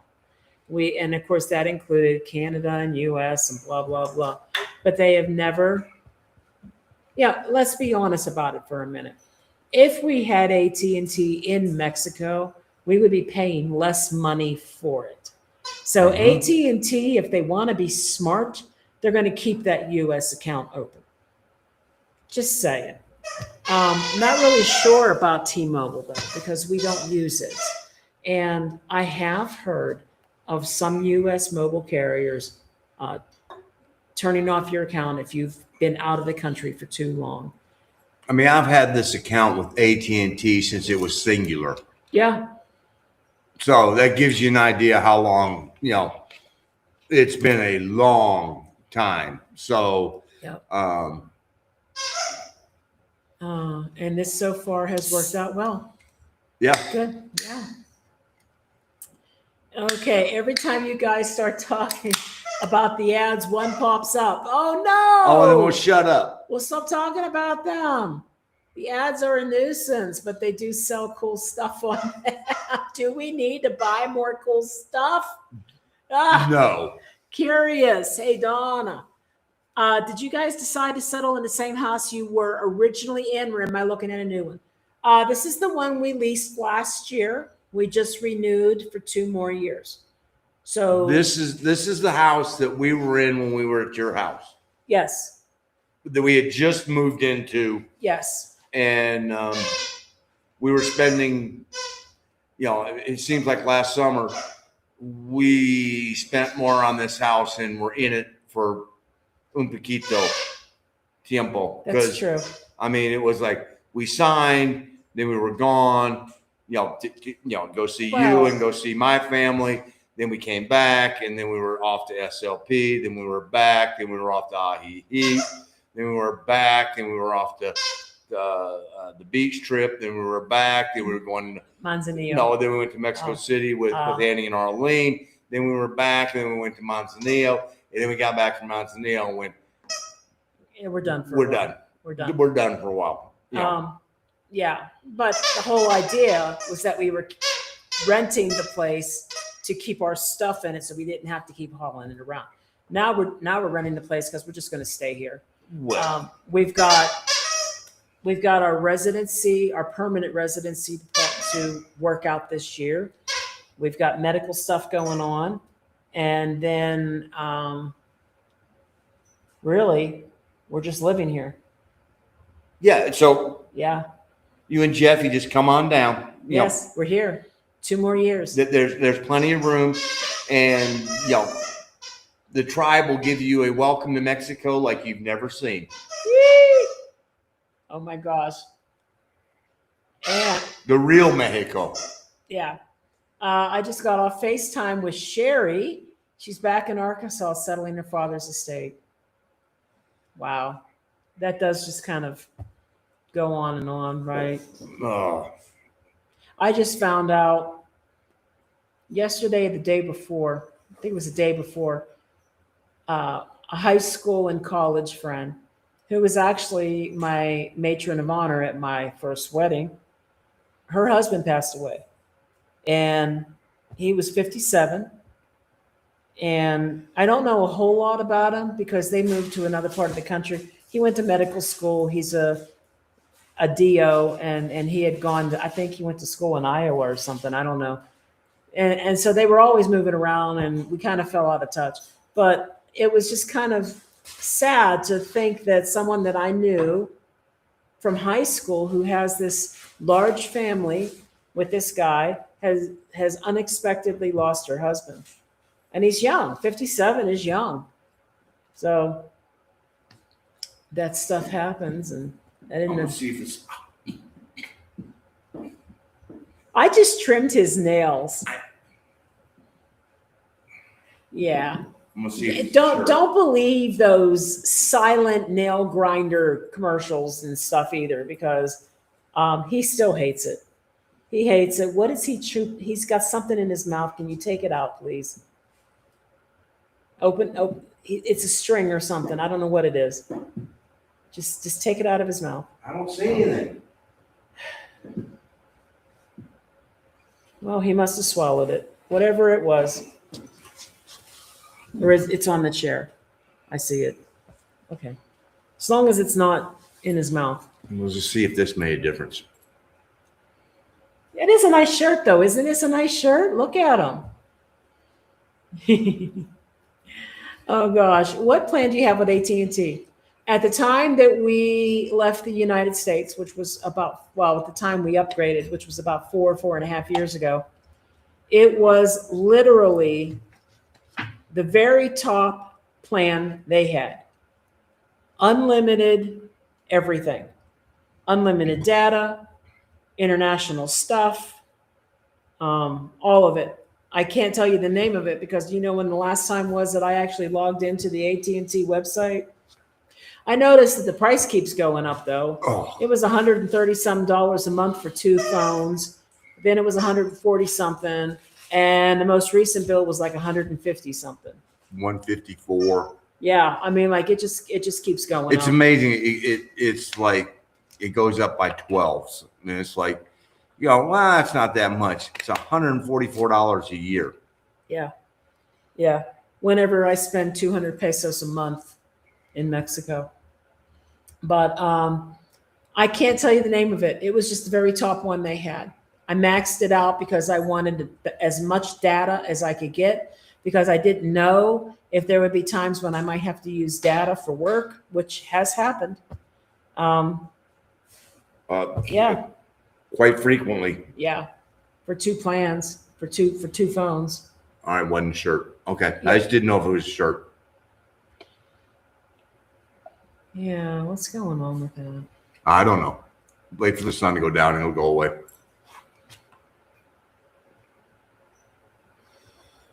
I'm looking at something real quick to see if there's something with. Oh, I know what it is. I'm about to switch. Wow, what do you know? Don't we look great now? Well, now we can put it back up. Yeah, a let's little fix it now. It was the camera on my laptop, not my Brio. My 4K Brio. Okay, so now I can go back so I can see the rush shirt. And now we're going to be washed out. I don't know why I did that though, because I tested it ahead of time. Oh, he's getting his rush shirt out, so we can talk about that. Yeah, I wish I could remember the name of the plan. I just know that we had a medium plan, and I looked at prices, and See, now you can see Getty and Alex. I moved to the very top plan. that they had, which you know how they are. They change their stuff every couple of years anyway. I probably don't have a top plan anymore. Some of my YouTube income pays for YouTube Premium, so we don't have ads. But you know, my feeling is my YouTube income is paying for Restream, and it's paying for Oh my God. Envato Elements, and it's paying for, I don't even know, TubeBuddy, things like that. So it comes in, it goes out. Oh, you're okay for 6 months with T-Mobile, then they turn it off. Interesting. I wonder why T-Mobile does that. Oh, did we miss this again? Which plan I have with AT&T? I don't know the name of it because I haven't logged on to AT&T's website in over 3 years. I just know that when we got it, it was about 4.5 years ago. I had a medium level plan. I compared prices. I got the maximum that I could get so that I could have unlimited minutes, unlimited data, everything unlimited with Canada, Mexico, and all that in it. It was literally the top plan they had. There we go. Do you need a U.S. address for the U.S. one? I need a U.S. number like you. I had a U.S. Address when we got it, so I would say yes, probably, because they're going to base your number pretty much off of whatever address you use. Now, of course, you know that your number is portable, and you could have that same number and take it anywhere around the world and still keep that number.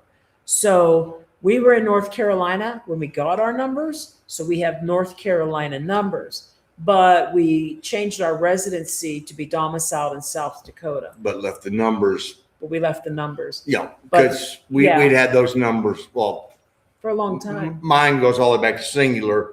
And so instead of getting everybody to change their numbers, it's like, just leave them alone. Yeah.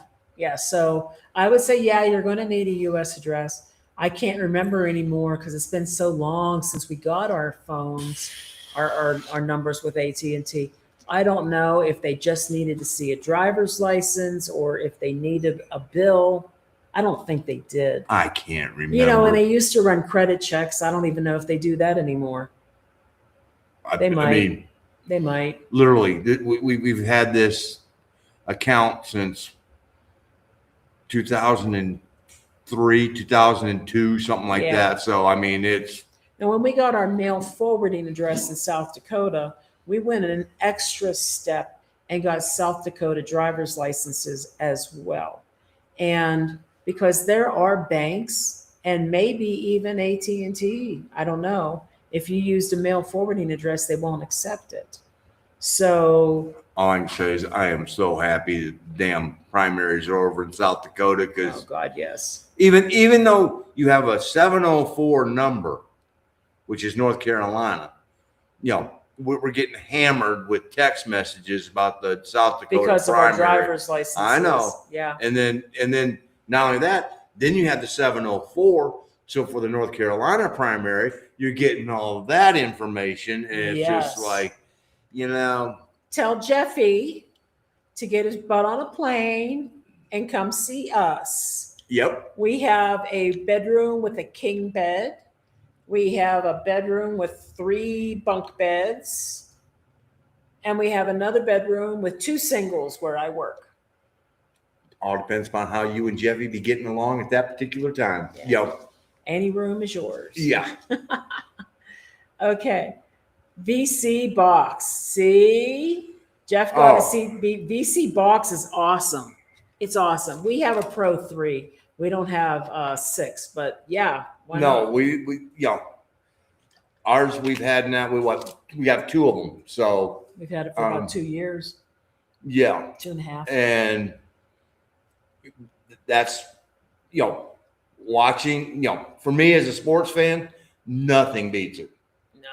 I don't miss a thing. And when it was Stanley Cup playoffs, I could get every game. Yeah, the only thing I would say is if you like to watch streaming services and you watch a series, for example, it takes a few days for VC Box to update with the series that's most recent. So when Stranger Things came out, it took about 3 days before the finale was available on VC Box. But like, so what? I sit and I binged the ending of Handmaid's Tale. I just started Testaments.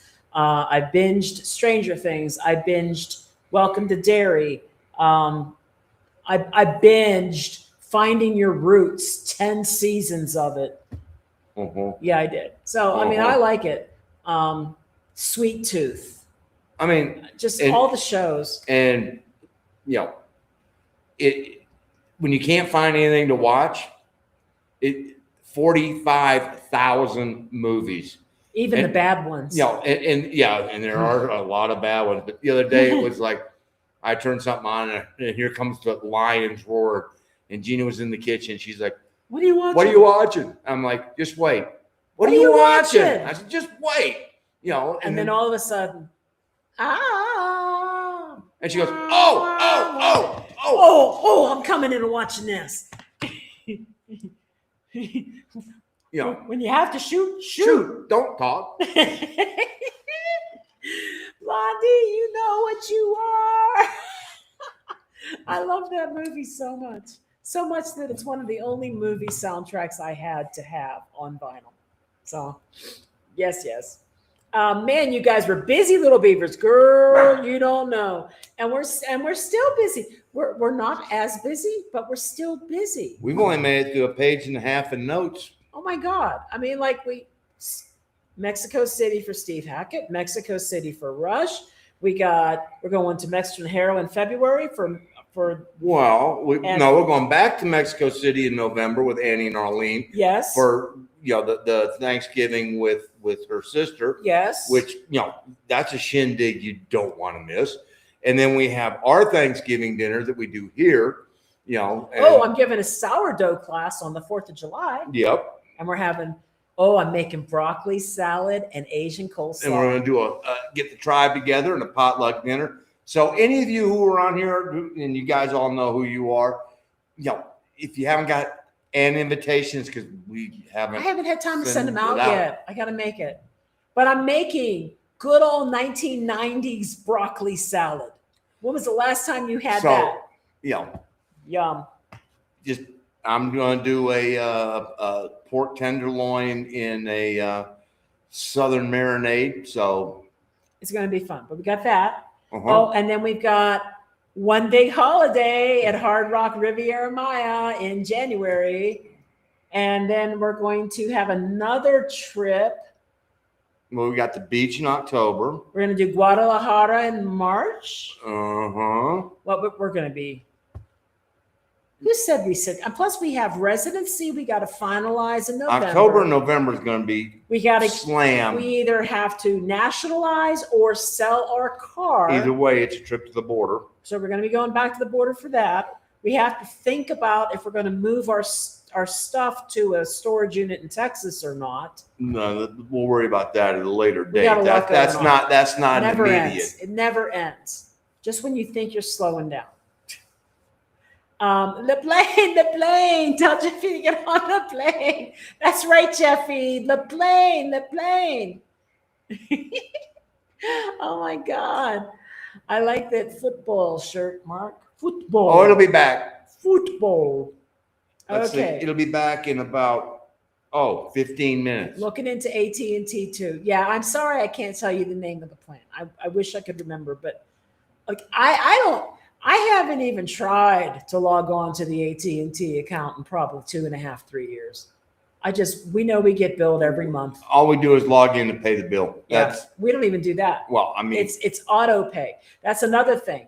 I saved like $10 or $15 a month by allowing them to do auto billing. That was kind of forced. You either pay this extra amount, or if you want a discount, we want your bank account information. You know how that works. And look at this. Annie, love the fit change. Well, I'm gonna be back in the tree here, when kickoff starts. So have T-Mobile and no problems for the last 4 years. Okay. Okay, so you didn't get turned off. It's good to know. But then you also make trips back to the U.S. pretty regularly, so that might help. And thank you everyone for info on the phones. You most welcome. If you are domiciled in South Dakota, does that mean if you need to come back for Medicare health, you have to go to South Dakota? Yes.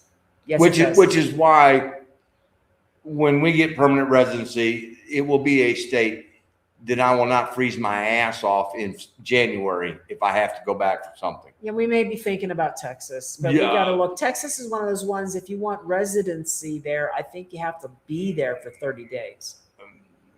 We'll figure it out. We'll figure it out. Yeah. Yeah. We have to look into it. Hey, Tom. Oh, that's not Tom. Yes, it is Tom. I've been watching and listening on Bluetooth. Now home on the computer with beer in hand. Excellent. Excellent. What are you guys doing for the last week of October, first week of November? Well, that's very close. That's 2027. 2027. Oh, shit. No, Oh, well, we don't know yet. the only because we don't. The only thing normally, the normal plan is we will be going to the beach sometime in normally around the second week of October. Normally. Again, next year's plans aren't made yet, and normally the second weekend and third weekend are our Thanksgiving dinner, and then we go down to Annie's or Arlene's sister for that shindig down there that we don't want to miss that. Well, I can't miss it because I'm now responsible for making the stuffing. So but that's so right now it's open as far as we know. But Come on. Oh, baby. everything is subject to change. We thought we were coming to Mexico to retire and sit back and live the good life. Well, we're living the good life. It's just we're not sitting back. Yeah. So I was analyzing the Good Life today because the Good Life, the budget's going to be coming out on the Good Life pretty soon. We are definitely paying more than I wanted to be where we are. However, I did compare the prices today with what we could have expected to pay in the U.S. We're paying half, easily half. yeah, I mean, So and we splurge. I mean, we do splurge. This house is a splurge. It really is, but it's a great place for the tribe to get together because we've got plenty of room, and it has become very comfortable for us. And it was a whole lot more comfortable before we had to close every damn door behind us because if we don't, Mad Max gets into everything. Look at this Getty awesome and Lee, This- Getty and Lee, This Getty was and Alex. probably the best shirt that they had out there in the parking lot shirts, what I call the parking lot shirts, the outside venue shirts. Oh my God. And it wrapped around the entire venue. I'm sure you guys have been at concerts in the U.S. before, and there's always a bunch of people walking around in the parking lot trying to sell you shirts, but not like Mexico City. My God, there was tent after tent after tent. All the way around the venue, and then inside, all the way to the main gate where you get in. So I guess we can. Are we heading now to I guess Mexico we're heading City? that way. I'm going to hurry up and finish up these questions real quick, but this was the nicest shirt. And I had already bought two. She'd already spent her I budget. spent my budget, and then Mark found this one. And I didn't buy anything at the first one or two. Kept going, and then it was sudden because we saw all the peanut shirts and this and that and everything else, which were He cute. wants to go out. And the South Park shirts, they were cute, but we got a little further on, and it was like, okay, there's something different down here. So I managed to take advantage, and this shirt was 100 pesos less than what they spent on the other one. So it was one of those where I was like, I got a better shirt and I didn't pay as much. He got the nicest shirt for the least amount of money. Lucky bastard. Okay. You know, I let him out and now he's like, let me in. I got the newest GoPro. All right. And I'm not going to read all that, but direct connect any microphone by USB-C, still learning it. That's cool. I do like the 4K at 240 frames per second. Wow. Wow, that's just pretty impressive. I want to see the videos from it because that sounds really good, Jeff. Believe it or not, I had Metro PCS for 14 years. They were wonderful. Only had to pay $5 more in Canada and Mexico service. Upgraded and they switched me to T-Mobile. Well, yeah, but I've seen Tom. He still uses the BlackBerry. Oh, yeah. My daughter and I will be in October through November. Oh, okay. Okay. Well, that sounds like we'll be right here, roughly. At the very end of Yeah. October. Yeah, we should be here. Yeah, we can definitely put together a tribe, get together, and Max is cracking me up with all the noise he's making with his toys in the background. I know. Trying to keep him quiet is really hard. But we don't want to let him in all the other rooms either because oh, good God. there's a good chance that he'll find something to chew on or find something to pee on. He's doing really good right now because we got him a big grass carpet and he likes to go out there on the carpet. So we're going to see how long Max will stay out there. If he hadn't torn his door down, it would have been a whole hell of a lot easier because he could have just came in and go in and out if he wanted. But all right, and one more here, I think, on the phones. Verizon Unlimited Welcome Plan, Mexico for 3 years and never had an issue. All right. Yeah.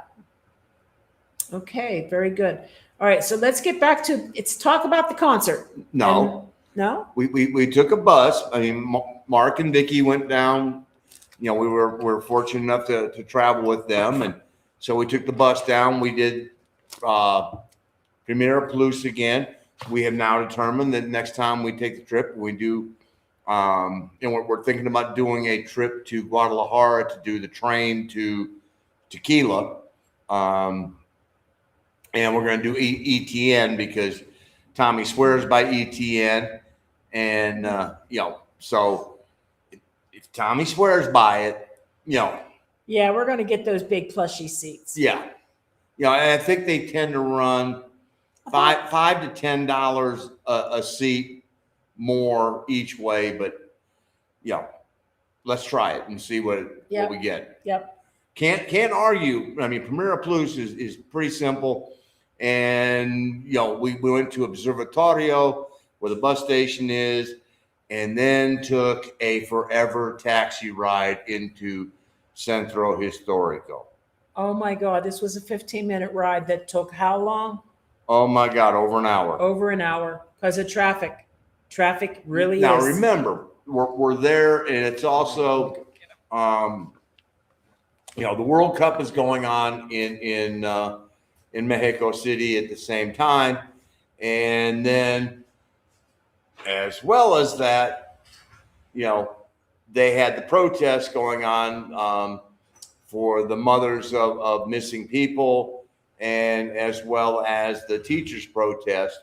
So it was a zoo, and they had basically turned probably 3/4 of the Zocalo into FanFest. Yeah. And so it was basically walled off, and they had access points so that they could check you as you were going in and out. And so the first night we were there, we're like, well, let's go down and see the Zocalo. Oh, they ain't happening because the walls were all up.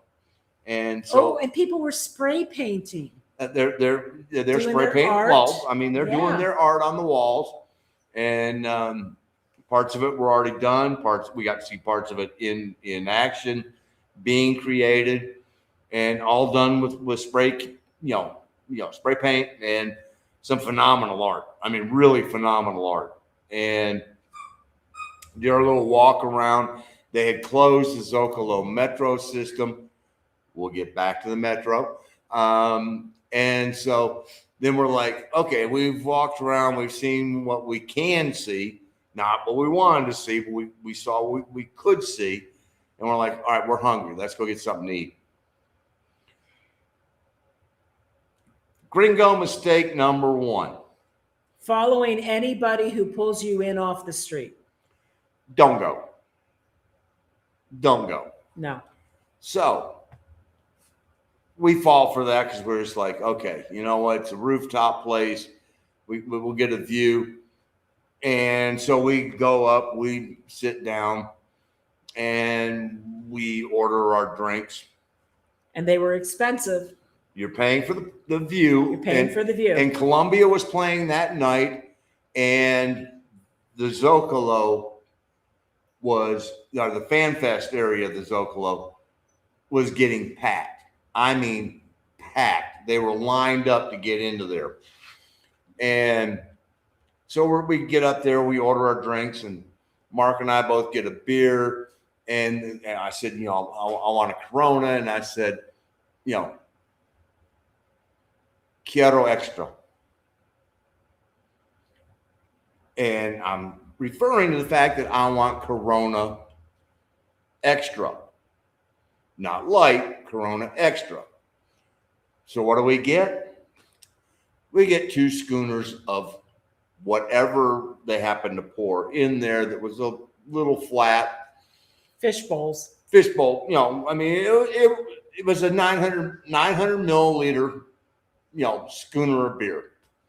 And, and Gina and Vicky got cocktails. And then I think the prices competed with anything in Manhattan. Yeah, easily. Easily. Yeah. And so, I got enchiladas, you got a taco, and they both got flautas. I got a $20 taco arabe. So, Yeah. we're looking at the bill. Why were we No. looking at the bill? Well, as the group behind us at the table behind us was from Columbia, and as they're walking out, they go, "Take care with the bill." And Vicky looked at me and goes, "Oh, we need to take care of the servers." And said, "No, that ain't what they mean. Look at your bill. Take care of the bill. Be careful." And so, we file that. So we're taking pictures of the menus and everything else so that we got all the prices. And damn if they didn't try and gringo us. Our bill should have been about 3,200 pesos for 31.10. for 4 of us. Yeah. But that's not what they told us the bill was. No. First of all, when we asked for La Cuenta, there was no printed bill. They came out with a phone and they went, "Here's the bill." And there were in unison 4. Oh, hell no. No. He showed us his phone and it said 4,100 pesos. 1,000 extra pesos above what we should have been paying, or at least 900. And we all went, went, 1,000. And we all went, "Oh no," at the same time. and so I said, and so the waiter walks away and the manager comes over, or who I assume to be the manager. I don't know how this game is played, but somebody else comes over and he goes, "Oh, well, this price includes the VAT." No. And I instantly went, no. Vivimos aquí en México. La VAT incluye en todos los precios. And he went, "Oh." And I'm like, so they go away again. So off they go again. Come back with a different cell phone. And this cell phone, it went from 4,100 to 3,995. No. And I'm like, All right, hold on. The VAT is 16.75. You did not go down 16.75%. You know, and he's like, well, you know, the price includes the propina. And I went, no. Tú no elige tu propina. Mi elijo tu propino. Y ahora más pequeño. You know. and he was like, So please explain what you just said. I said, you don't get to pick the tip. I do. Because on your menu, it says, la propina no es incluye. You know. It would not required. No, it's not included. Yeah. You know, so, you know, you don't get to add that in. That's up to me. And he goes, oh, yes. And then, you know, finally, he gives us the right number, about 3,100 pesos. And there's and then 20 minutes of this now. And then by now, you know, it's like, oh. Yeah. And so then it's like, oh, you know, lo siento, you know, some of my people are new. I'm like, bullshit. You know, this game. And so we didn't realize it. And, you know, and then of course, you know, Vicky and Gina and Mark, being who they are with technology and everything else, they're on the mission now to find out what the reviews on this restaurant are. First of all, they can't find the restaurant because it's under a different name. The name on the menu is not the name of the restaurant on Google. Different name. Then when you find it, their average rating is a 1. 1.1 out of over 1,000 reviews. And why? Because they pull the same scam on everybody. Yep. Yeah. The food was adequate. It wasn't bad. I mean, it wasn't horrible. I mean, I wouldn't. I mean, if overpriced, but you paid for the view. Right, you paid for the view. You know, and if the billing had come across, I would have said, okay, 3.5, 4 stars. You know, the food wasn't horrible. Drinks are overpriced. Food's overpriced, but it's got a great view of the Zocalo. You know, but then when you try and rip me off and rip all of us off, we're like, And we weren't the only ones because they tried to rip they off did the Colombians the right Colombians before as us. well. And I'm going, really? You're going to do that to the Colombians? And I didn't even bother leaving a review because I'm like, look, at 1.1 over 1,000. You're not going to lower it anymore. You're not lowering it, and you're saying the same thing that everybody else before you has said. And they're still open, and they still do it because it's a tourist location. It's the Zocalo. It's a rooftop. They've got wolves out there trying to call people in. And they get away with it. And they're not the only restaurant in the Zocalo that does this. There are others as well. I did find one. They got a 4-point-something review, but we didn't go back. We decided we found better places to eat. But just, you know, I guess clue number one, and I didn't think about it because we've been in Progreso and we've been in Merida. We've been a lot of places where they do have people try to bring you into their restaurant. They may be standing right outside the restaurant with menus in their hand and everything else. That's not anything new. And you could walk out of one restaurant after having already eaten, and there's somebody else 2 doors down that's trying to get you to come into their restaurant. So that's a regular thing. But, you know, just know that's a tourist trap scam. We almost got scammed. And if it wasn't for the Colombians before us kind of giving us an awareness, we probably wouldn't have even thought about it. Although it seemed expensive anyway. And they should have presented us a printout bill, and they did not. And we never did get a printout bill. We never got it. And we kept adding up, pointing to the items in the menu, one at a time, showing them this is how much it is. It's 20 minutes of this, 20 minutes of us trying to get our bill. number one, make sure you have a pen, because it makes it easier if you just can write it all down.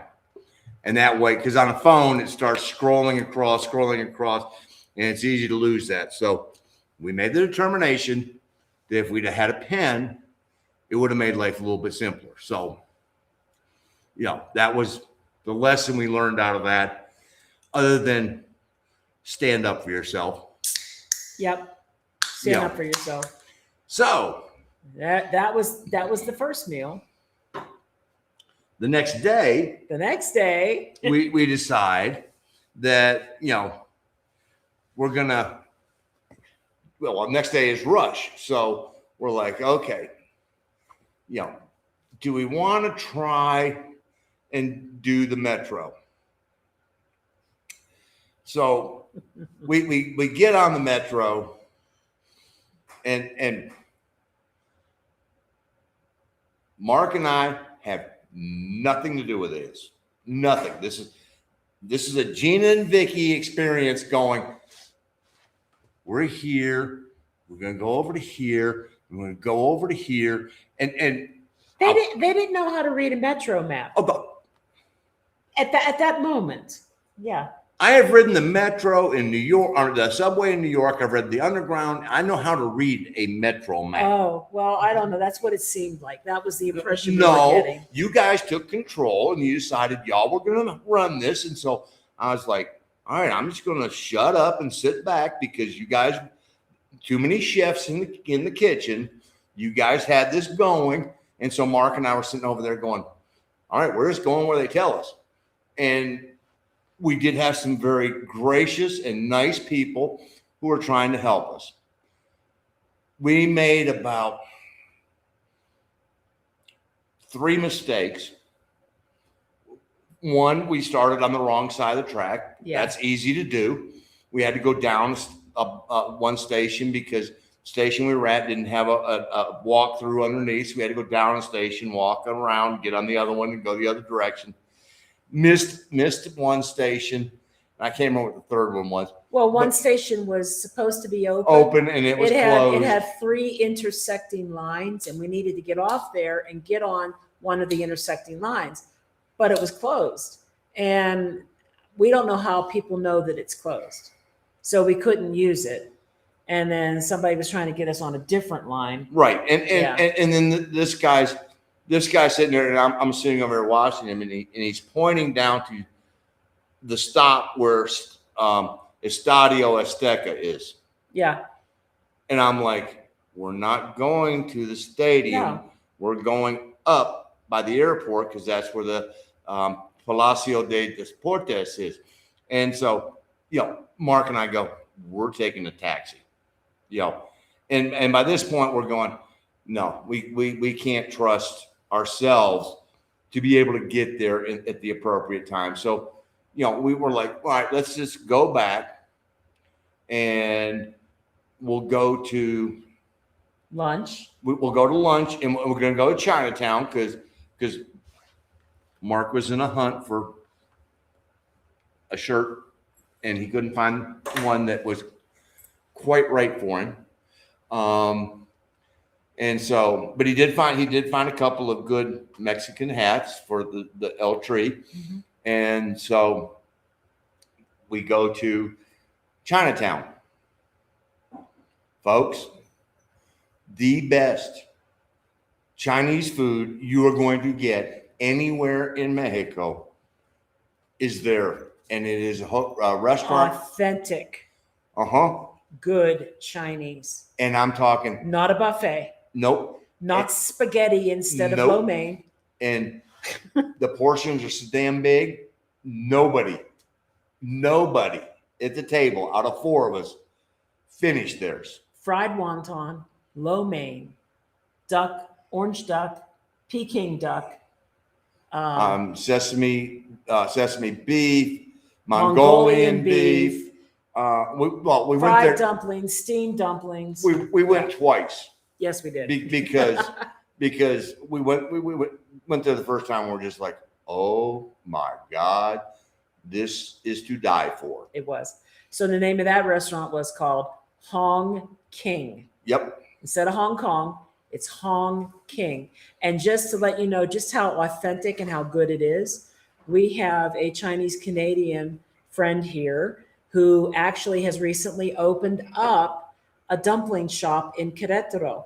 And she's making her grandma's dumplings, right? Hey, Eunice. Yay, Eunice, right? I'm trying to remember Dumpling Obsession. Dumpling Obsession is the name of her takeout window. Now, I sent her pictures and she was like, Hong King?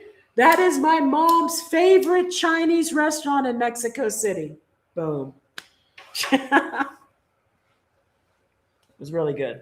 And vendors, oh my God, the vendors that were out everywhere. And for some idiotic reason, they decide that they allow cars to travel down. I mean, in Chinatown, it's only 2 damn streets long. It's 2 streets long and it's very crowded and people are in the street and there's vendors on the sidewalks and they're letting, it's 1 lane wide and they're letting cars drive through Chinatown. And all you hear is continual honking because they're trying to get the people out of the way. It's just like, why? Yeah.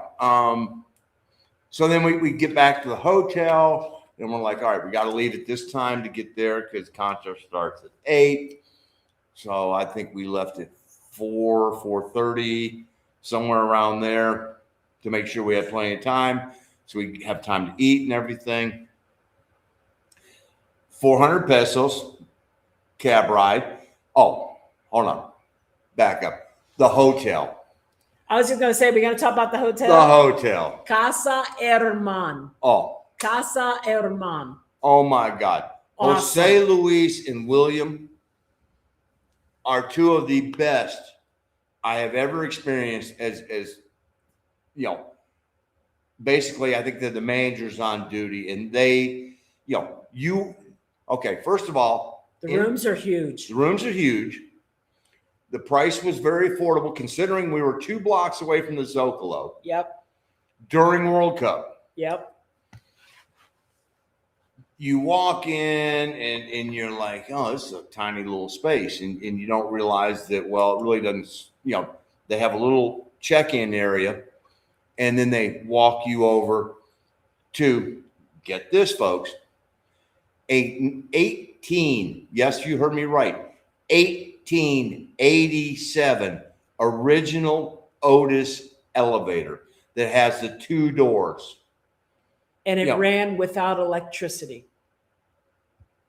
At the time they had it installed, no electricity. And so, it's got the inner door and it's got the outer door and you close them and you push the button and it goes up. No, crank. Originally, you had to crank. You had an attendant that would crank and wheel you up to your room. I know, but we didn't have awesome. We didn't have to do that. We just pushed the button. We just pushed the button.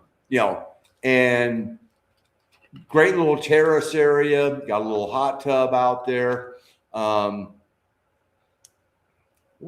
A cold tub. Well, whatever. It was a little dippy pool. Little dippy pool. Come here. And plenty of room, but the staff there was phenomenal. So Can I go outside? if you go into Mexico City and you want to stay in Centro Histórico, Casa Herman, Hermann. HERR. 2 R's and 2 N's? Yes, roll those R's. Arr. Okay. And great, cannot recommend it enough. Great place. So, we're going to Palacio de Deportes, and William is like, you need a taxi? Yeah. Yep. Oh, no problem. And he gets on the phone, 400 pesos. Perfecto. And so I paid him and he was like, no hay problema con la taxista, because he's going to pay him. He's paying the taxista. So there's not going to be any, oh, well, no, it's 7,500. No, and because of the protests and everything else, a lot of the roads in Central Historical were closed. So, I mean, William closed up the basic The check-in area. check-in the area. Lobby. And walked us, 6-7 blocks? It was a lot of blocks, and William, who's shorter than us with shorter legs, was walking fast. Oh God! He was practically running. He's younger than us too, but I mean, he's like, I got to get back, and he was hoofing it. So, and we meet the taxi, getting it there, on our way over to Rush. Well, we got to witness Mexican road rage. There was a fist fight In the street, in the street. at a light. Yep. And I mean, these boys were throwing haymakers at each other. Pants were dirty because they'd already knocked each other down a couple of times, gotten up, knocked the other one down. Then the girlfriend, wife, whatever of one of them decides, STS loco, and she gets in the middle and is trying to steer, her participant back away, and he's like, "Oh, let me at him, and it's like, and we were the car right behind their car. Yep. So we had to wait until there was finally an opening for us to be able to get around.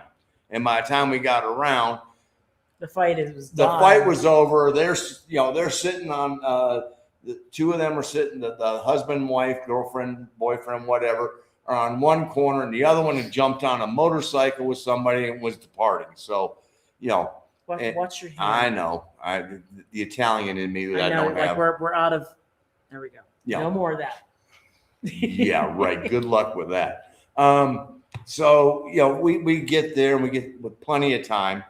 And that's when we started walking the merch tents. And Hundreds. There had to be hundreds. Oh, literally hundreds of merch tents. Oh my God. And okay, so the average t-shirt was 250 pesos. So about $15 with the exchange rate. Give or take. Average. $15, $18. His was less. And he had the nicest shirt of the bunch, I think. And they had everything. They had stickers. They had keychains. They had saint cards, like literally saint cards with satin jackets. the hoodies. roadie crew looking clothes. And no, it was drink holders and containers and ashtrays and So we finally get to the gate, because we were in Puerto Seis. Oh, And I have to say something about the tickets. I got tickets on Ticketmaster. Ticket bastard. Ticketmaster had the barcode, but you couldn't take a screenshot, and they wouldn't permit a screenshot of it. And they had this little blue thing rolling back and forth over top of the barcode. So it said you could download them. I don't know how. I couldn't find a download offline option. Or you could put them in your Google Wallet, which is what I ended up doing. But when I open up Google Wallet, there is no barcode. What it ended up being was a tap. They would tap the back of the phone, and that worked. But, I didn't realize that Palacio de los Deportes was going to basically be a cave where you had no cellular signal and no Wi-Fi. So I'm the only one who's got all 4 tickets on my phone. Please proceed. Well, they scanned us on the way in to the building. Frisked us twice. Well, frisked us twice, and did all that, and which I was really shocked that they actually had a female that frisked me the first time, which I don't give a crap, but No. Normally at most concerts we have been to in venues here in Mexico, hombres, damas. Oh, yeah, caballeros. Damas, Wherever way you want to say it, the guys are in one line, the women are in another, and they have women cops that are frisking the women, and they have the men who are frisking the men. Yep. And, woman was like, I'm like, okay, and then walk 3 steps and turn around, do the whole thing Frisk over again. And, get up, walk up all the stairs, get over to the gate we're supposed to be at to enter the building. And thanks, Max. Enter the building. And I think we had to scan again too. well, hold on. Okay. And so, we get inside the building. Gina actually runs into people she knows. Yes, I did. I ran into Juanjo, my friend, and his friends from the Steve Hackett concert. And I got to use some of my Spanish because last time I met Juanjo and his friends, one of his friends didn't like the fact that I had been in Mexico for 3 years and I wasn't speaking Spanish. So I spoke Spanish this time. Now, Max, Little Caesars. Max. I'm going to let him outside. Gina gets a drink. Mark and Vicky get a drink. They had these awesome margarita cocktails. And I look over and they got a Little Caesars window there. And the Little Caesars is running 125 pesos for a giant slice. And folks, this is a giant slice. Yeah, it was pretty big. I mean, it could have been cut in half and it would have made it a hell of a lot easier to eat. It was huge. And so. And the drinks were reasonable too. Yeah. Less than, I think, wait, 205? 205 for 10, 12 bucks, 12 bucks at a concert venue. At a concert venue for Patron and I mean, yeah, it was good. It was good. It was premium stuff. And so then we find our entry point and we're in line and they scan all 4 of us. Again. And I'm like, okay, they're wanting to see exactly where we're seated. And, oh, okay, section say, row, whatever, J, and seats 13, 14, whatever they were. And so, and they walk us over and they seat us and they sit down and we're just, okay, this is good. And now we're just waiting on the concert. Now, I had some bad news earlier that day that I shared with everyone. I was reading a comment about the concert that night on Facebook, and somebody made a comment underneath this post basically saying if they had it someplace other than Palacio de los Deportes, I would have gone. The sound in there is awful. They should have had it at GNP. I told everybody that. So I already had a feeling we were going to be in for some issues. And so. First of all, we encountered that at the Spectrum Center in Charlotte when we saw AC/DC and we couldn't understand. I mean, I know Brian Johnson speaks with a thick accent, everything else, but no, everything was muddled when we were higher up in the bowl at Spectrum Center. So we're going, oh God, hopefully we're low enough in the bowl that this is not going to be an issue. Wrong. Nope. You couldn't understand spoken word 80% of the time. Between songs, there was a highly audible hum between the songs. It was a low hum. I mean high. I said yeah, highly audible. Yeah, you could hear. I didn't say high pitch. I said highly audible. It was very easily heard. And Alex could have had his guitar unplugged for all you heard. All you heard. And Annika, kudos. She was awesome. Yes, she was. She did an absolutely phenomenal job, trying to fulfill the drum rolls of the late great Neil Peart, and Getty was spot on because you could hear him. Trust me, you could hear him. Alex might as well not even been there, and I'm just getting frustrated because I'm like, to me, Alex Lifeson is one of the most underrated guitarists in all of rock, and what he brought to that band is that finishing touch that is so virtuoso.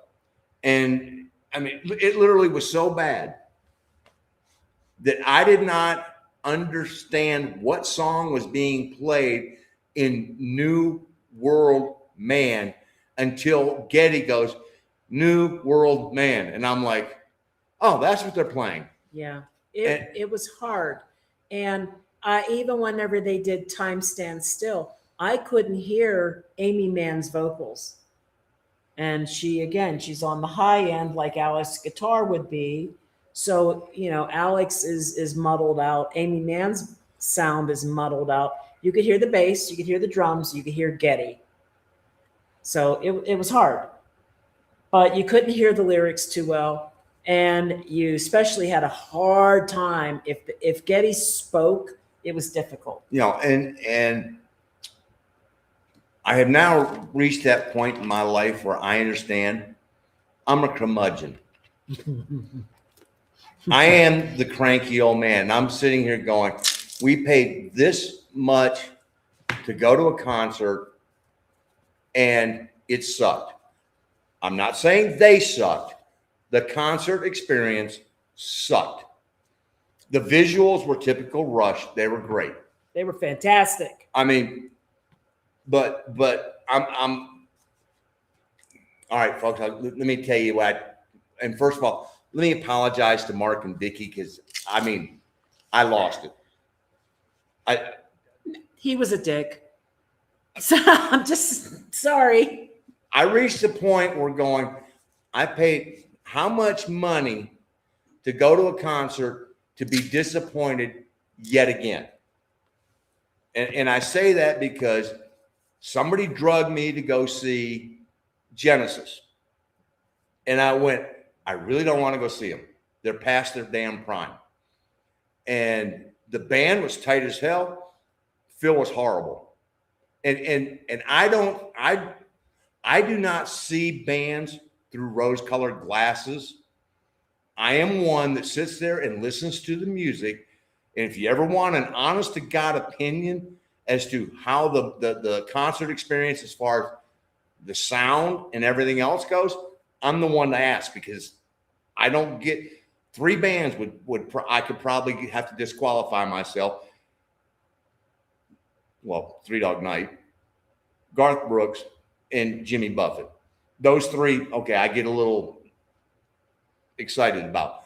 Other than that, I sit there and I pay attention to the music. And I do, and people go, is he all right? Is he okay? And I'm just like, yeah, they do. I sit there and I listen to the music. I couldn't listen to it anymore.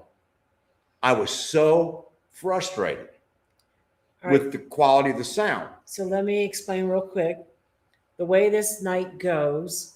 And I also feel that the reason the sound is so bad inside Palacio de los Deportes is because it is a large cement building that was designed for sports. Built for the 68 Olympics. Everything just echoes and bounces off the ceiling.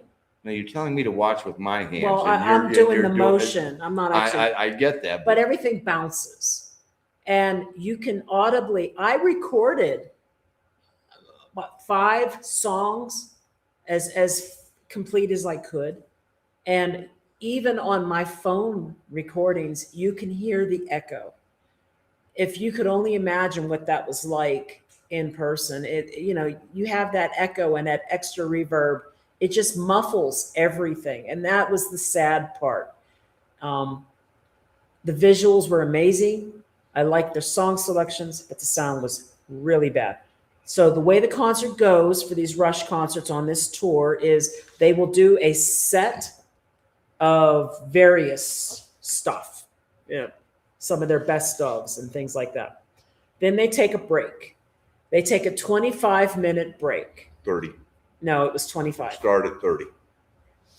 Yeah, start at 30 because it went down to 29.59 and then just counted down. All right. Well, at 21:12, everybody screams. And then they come back. And the next set is an album in its entirety. I don't know how many albums they're doing, but on the night that we went, they did moving pictures. Well, you can explain this while I go ahead because I missed all of that. Okay, well, we'll talk about that. Go ahead. Go ahead. Because So this is what got me in trouble. Okay. So they come back, and the second set is an album in its entirety. On some of the nights, I saw that they were doing 2112. They did 2112 on the second Mexico night. They did moving pictures on the night we were there, but I don't know what other albums they've been doing. Then they leave and they come back, and the encore is 2 additional songs. The last one, I think, is Always Working Man. So this is how it was. And I'm really, really kind of glad. At the very least, I got to see the Mexican audience thoroughly enjoying Rush. The most amazing thing to me was the interactive chants. And I mean, when they did YYZ or YYZ, if that's how you want to pronounce it, it was incredible because the risers were bouncing. And it was just a lot of fun like that, but he missed that part. And the reason he missed that part is because in the first set, he is already very angry and disgusted, and he's having a meltdown when the lights come up. Like he had a meltdown, and he's got to go to the bathroom. And I'm trying my best to transfer this ticket to him because I have a feeling if he doesn't have his ticket, they're not going to let him back in. But I can't. I've got no cell signal in this cement block of a building, and there's no Wi-Fi either. So I have not been able to transfer a ticket to him. And in his moment of disgust, he says, I don't care. And he gets up to go to the bathroom. And they wouldn't let me back in. And they wouldn't let him back in. And I didn't care. And he didn't care. He went outside and smoked a cigar. Fortunately, I found a good hiding spot for my cigar, and it had rained like hell. But I had my cigar holder, and I hid the cigar holder and the cigar in it, and stuck it up on the top of a roof up there. And they wouldn't let me back in. And I went, I don't care. Walked outside, found my cigar. Everything was soaked except for my puro. And I'm like, perfecto. And it sounded as good in the parking lot as it did in the venue. So, and I have now come to the conclusion that I will never go to another concert. I'm done. I'm tired of being disappointed, overpaying for underwhelming performances. And that's, I'm standing by that going, price of tickets nowadays, nope. And for somebody to under-deliver on the even at a reduced price here in Mexico, not doing it. And then we get done and all of a sudden, we read 3 days later or 2 days later, Rod Stewart had to have oxygen on stage because he had some type of medical event in the midst of his concert. And I'm going, no, I'm done seeing these older bands, who I have seen in the past, and I've seen them in their prime. And I want to remember, I don't want this, which it now is, to be my last memory of Rush. I would have preferred my last memory of Rush to have been A, with Neil, and B, a concert that blew me away. And I could hear Alex play and everything else. So I'm not going to anymore to be, disappointed. So y'all hear that? I need a concert buddy. I'll go to, if it's in another city, I'll go with her, but my ass will not sit inside another venue and watch another concert. If I want to listen to music, I will turn the speaker on and I will listen to it. This was my fourth Rush concert. My first one being in 1987. That was my third. And I was happy. Yes, it was, because you went to I them know. with me. Yeah. I was happy to see them. I just wish the sound had been better. I thoroughly enjoyed it. I have to say. No, you can't say you visually enjoyed all right, it. I visually enjoyed it. Thank you. The But you can't say you sound was thoroughly. bad. I thoroughly enjoyed their tribute. Yep. Their tributes to Neil Peart. Yes. They were the visuals were They're- stunning. They were moving. Yes. I really, really liked them. That was all well and good, but I'm not going to pay that much money to sit there and listen to crap. I know. Yeah. And so I need a new concert buddy. Yeah. Let's take a break for a moment because his blood pressure is shooting up. No, talking I'm good. About it. I'm good. Are you? Yeah. Your foot's twitching. What? Shit. What that happens all the time. Okay. Yeah. And so here's a great question. I want to know how to say, do I look like a stupid dumbass specifically for these gringo price situations? Oh, we have to learn that one. We'll ask some friends. How do I say, do hold on. I look like Whoa. a stupid dumbass? Tommy knows exactly. Tommy, well, I would say Arlene, but I think they're watching El Tree right now. Yes. Tommy knows how to answer. Oh, here we go. See? There it is. There it is. I told you. That would be parezco como un tonto. Un tonto. See? I knew. Yeah. I knew if anybody would know how to do it, it'd be our boy. Yes. Called Let's Rip Off the Gringo Game. Know it well. Yep. Well, they didn't win. They got us pulled in. We paid too much. We paid the inflated prices, and we didn't balk at the inflated prices. We balked at the added on expenses. Yeah, the try to let's screw them out. They won't know the difference. Yeah, that was bad. Great Mexico cap and shirt. By the way, I'm changing my wardrobe constantly during this live. Just take your clothes off. Hell, I had to start with the Canes. I mean, that just, And there you go. Hong King was amazing. It most certainly was. It was so good. And I could eat there. Oh my God, we go back. I could eat there probably every day and I wouldn't be upset about it. Yeah, I think the only complaint we had was the way that they actually cut up the duck. Yeah. That was they didn't quite butcher it correctly, and so you had a lot of bones going crossways that were like, you got to watch out for those bones. whoa. Yep.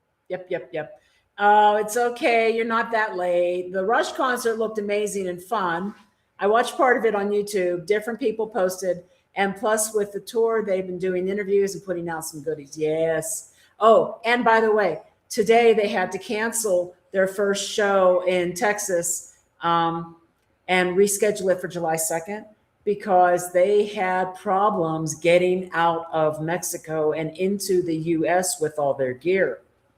Interesting. Or somebody tried to put a little something extra in the gear. Yeah, we don't know. It could have been a little moda, but basically they couldn't get through customs. They couldn't get cleared. So they had to cancel the Texas show tonight. All right, very late. How was the Rush? Hope the Rush concert was worth the price. Oh, Bruno, if you just sat here and listened to all that. I still think the tickets were expensive for what it was. If the sound had been better, I would have been okay with that. But it wasn't. The tickets ended up costing us around $300 each, a little bit less than that.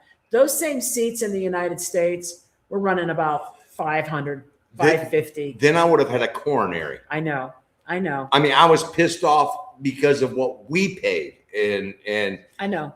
And I mean, literally, I was hot. It was like, I was frisked so intimately in Northern Ireland and Germany that I think I should have been asked if we should have a cigarette afterwards and a scotch. well, You should have wore your lipstick. Where the hell did that come from? What? Lipstick. Well, if you're going to touch that intimately, maybe you should have lipstick. Who? Anybody who's getting touched that intimately. Where's your lipstick? Okay, never mind. Forget it. Forget it, curmudgeon. That must be a female thing, because I'm sitting here going, ain't something us guys say to each other going. No. Amy Mann was there recorded. This was the recorded. Amy Mann was in LA, I think only for opening night. I'm not sure, but no, it was just her tape. It was tape of Amy Mann. So, but you couldn't hear it. You can hear it on my cell phone video, but you really couldn't hear it that night. Now, at our hotel, encountered a young man.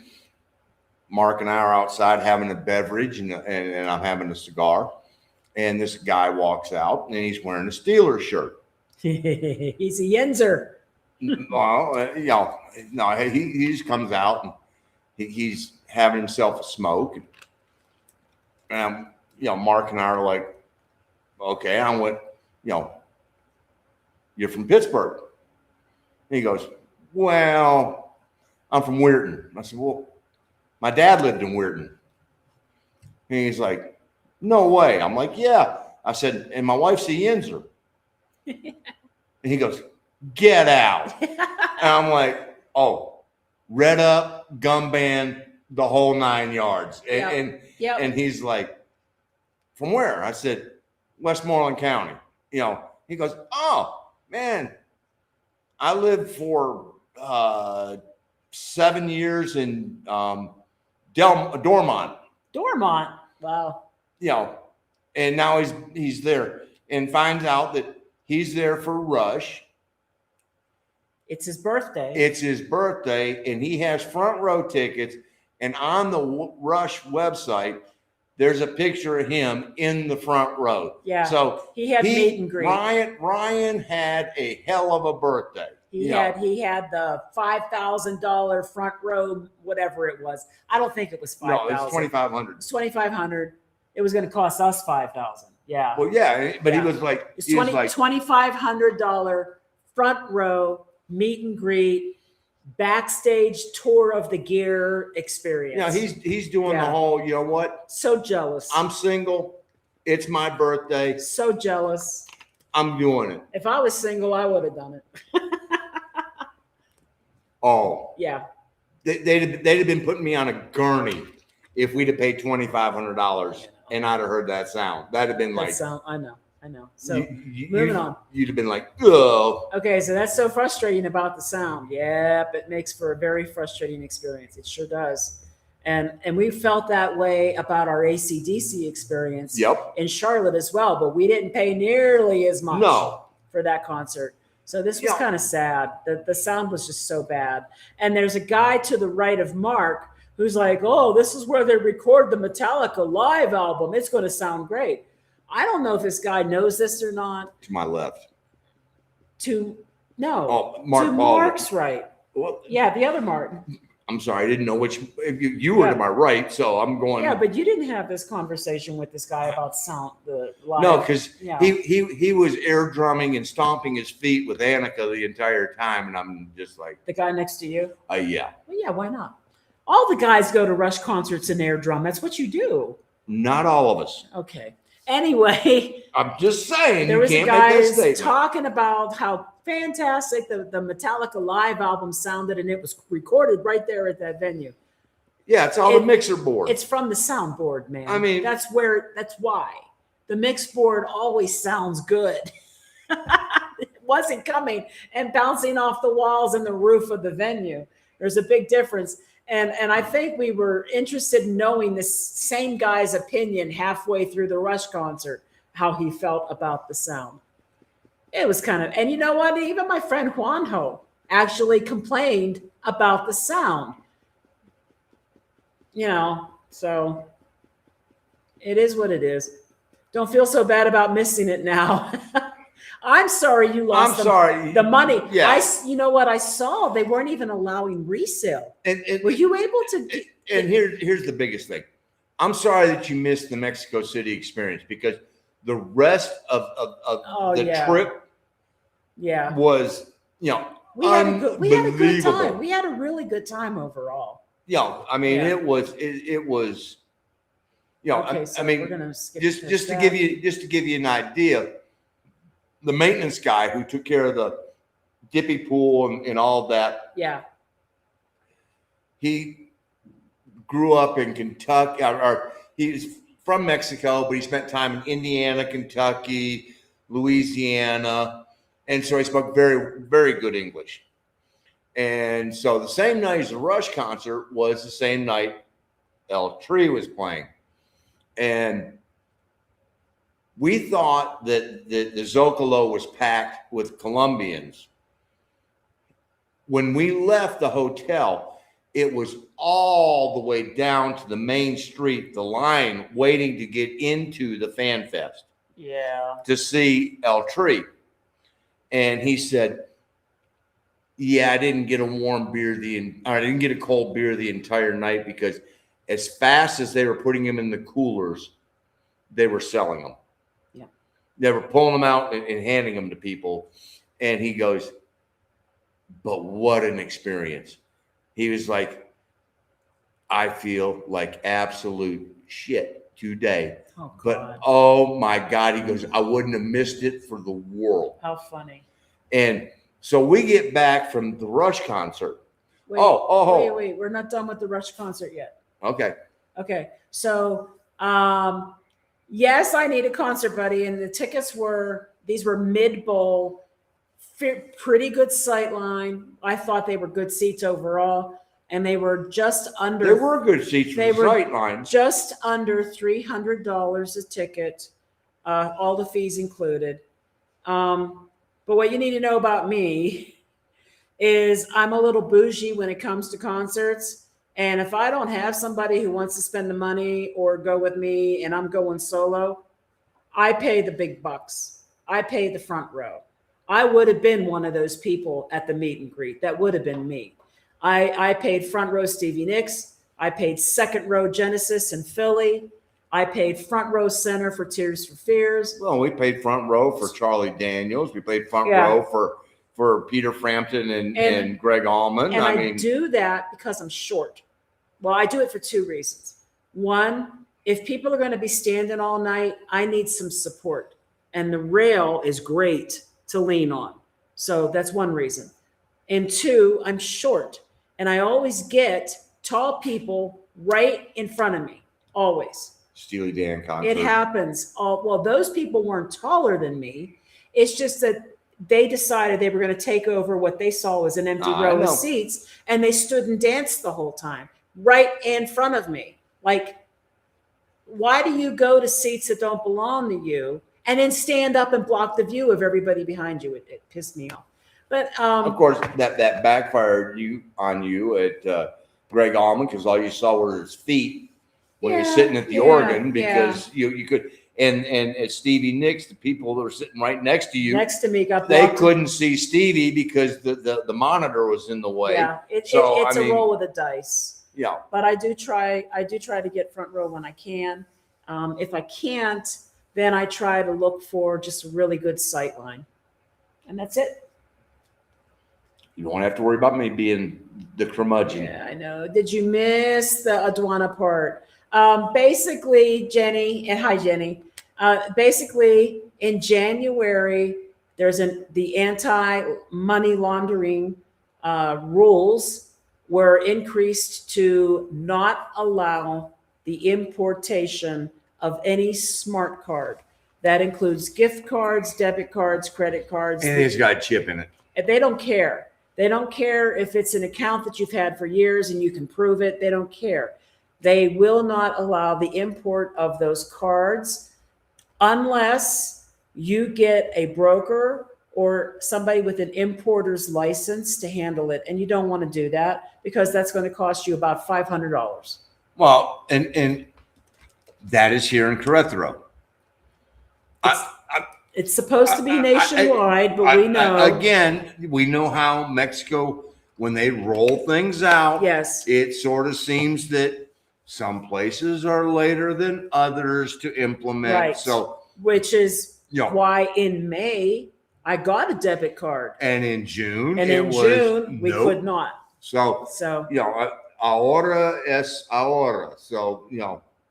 not for nothing, but I'm going to go with Mark on this one, Gina. Not paying astronomical prices for mediocre. And yeah, I don't want to be in a crowd scene anymore. Been there, done that. I'm old. It's fine. I'm such a music fan that I like being there, but I was disappointed in the sound. But I like being there. I liked being able to witness Annika Nealis just totally shred it. I mean, I don't want to say shred it, but I mean, she nailed it. And I would have loved to have heard Alex I know. shred it, because he can.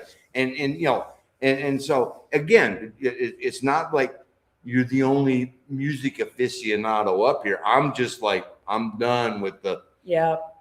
There you go. This is you. Been there, done that. Got the t-shirt.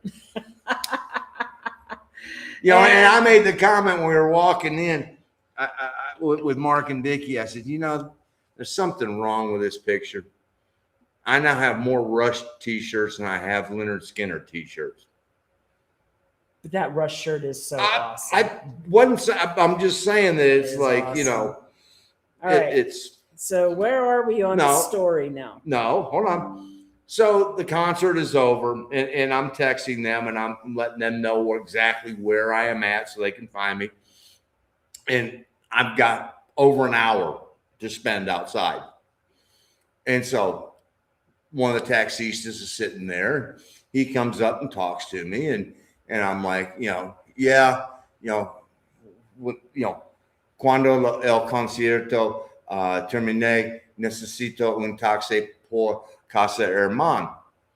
He looks at me and goes, Casa Herman, sí, es en Centro Histórico. And he looks it up and he goes, oh, yo. I said, ¿cuánto cuesta?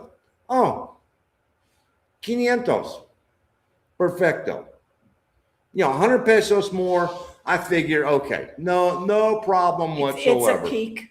Right. I mean, run. this is high demand and everything else. So I'm going, not a problem. You know, and we even shook on it and everything else. And can we find the guy when they finally emerged from there? Hell no, because somebody was like, he was able to tell somebody, 1,000, I'll take you down there. And somebody went, yeah, sure. You know, and so, and literally, I'm not just making that number up, because that's what we were first quoted was, you know, 1,000 pesos. You know, and we went, no, we're not. We paid 400 over here. We're not paying $1,000. You know, and so, And we got used to saying no to people. And so, you know, Gina and Vicky are on looking for Uber. And, you know, next taxista we asked was, you know, ocho cincuentas. No, you know, and then finally somebody was like, 60. you know, no, if it'd been 60, we'd been all over it. 600. Oh, that's right. 600. You're right. Yeah, if 60. No, you're right. I'm sorry. Yeah, we'd have been like, yeah, here. 600. Yeah. 600. And we went, okay, fine. And boom, got us home. And so, you know, we get home and we're like, well, you know what? Let's go sit up on the rooftop, have a beverage, and chill a little bit. And so girls go to the hotel. Mark and I set off looking for alcohol. Ask a cop, you know, ¿Dónde está la tienda? And so he, right down the street. No. We walked all over Central, and they stopped selling alcohol at midnight. And yeah. Anyway, we had a decent close to the evening. Trying to think of what's next in this story. Oh, we turned down the pimps. Oh God, that's right. Well, we weren't there. Mark will have to tell you about this, but the two Marks were getting propositioned by the pimps because, well, they were two gringo men in Mexico City in Central Historico after midnight. and so the pimps were out trying to score some money. I'll have to wait till Mark comes back because he was the one who was present for that. Me and Vicky were back at the hotel. Where's he at? I'm not sure. All right, come on. Sit. Don't worry about it. So the guy goes straight down the street. So off we head straight down the street. And we keep going, and it gets a little bit less populated, a little less populated, a little less populated. And we reach just one block, and we start talking to this guy, and he looks at Mark and I, and he goes, "What are y'all looking for?" Literally, his exact words, perfect English. And we're like, whoa. And so it's like, okay, looking for some beer. He goes, yeah, up a block, over two, up one. You're going to see a Circle K. Take a moneda, tap on the glass, tell them what you want, and they'll sell it to you. I'm like, how do you know English so well? And he goes, well, lived most of my life in South Carolina. He goes, but I went to prison, and then they deported me. And No, you're not back here. and so it's like, okay. He goes, do you get it? Bring me back a beer. And we're like, okay. And we go another, see if he's in the room stuck in there.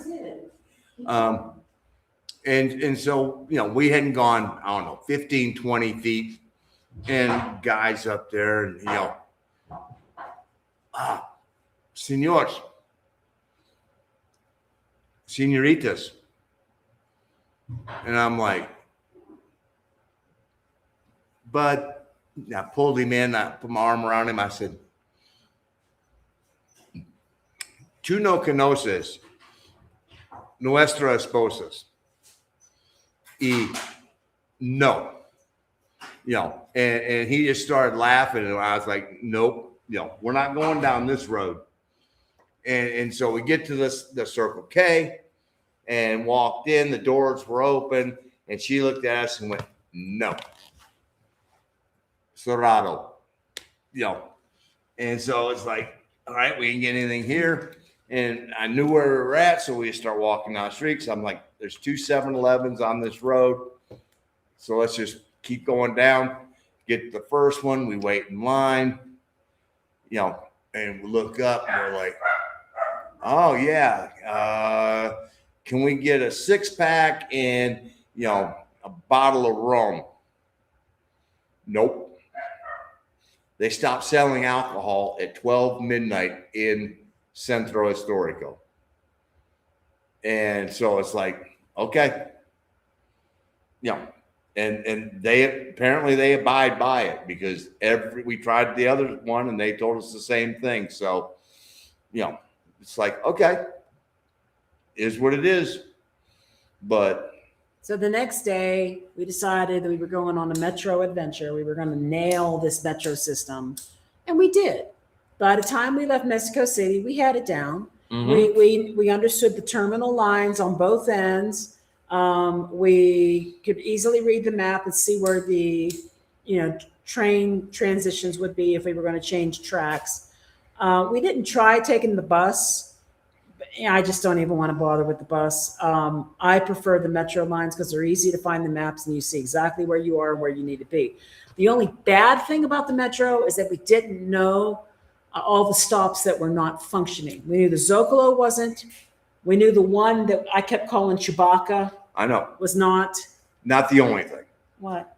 Some of the stations are under remodeling and things like that, so they didn't have the names up True. on all of them. So you pull into a stop and you'd be like, "Where are we?" Yeah. You know, Yeah. and nowhere on the in the cars themselves, they don't have any LEDs that are telling you next stop. You know, Right. And then Proxima Passat S, boom, And whatever. So one of the cars didn't even have the stops listed at all. You just had to know.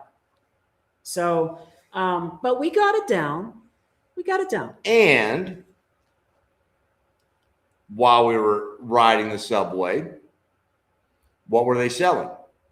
Oh my God. Okay.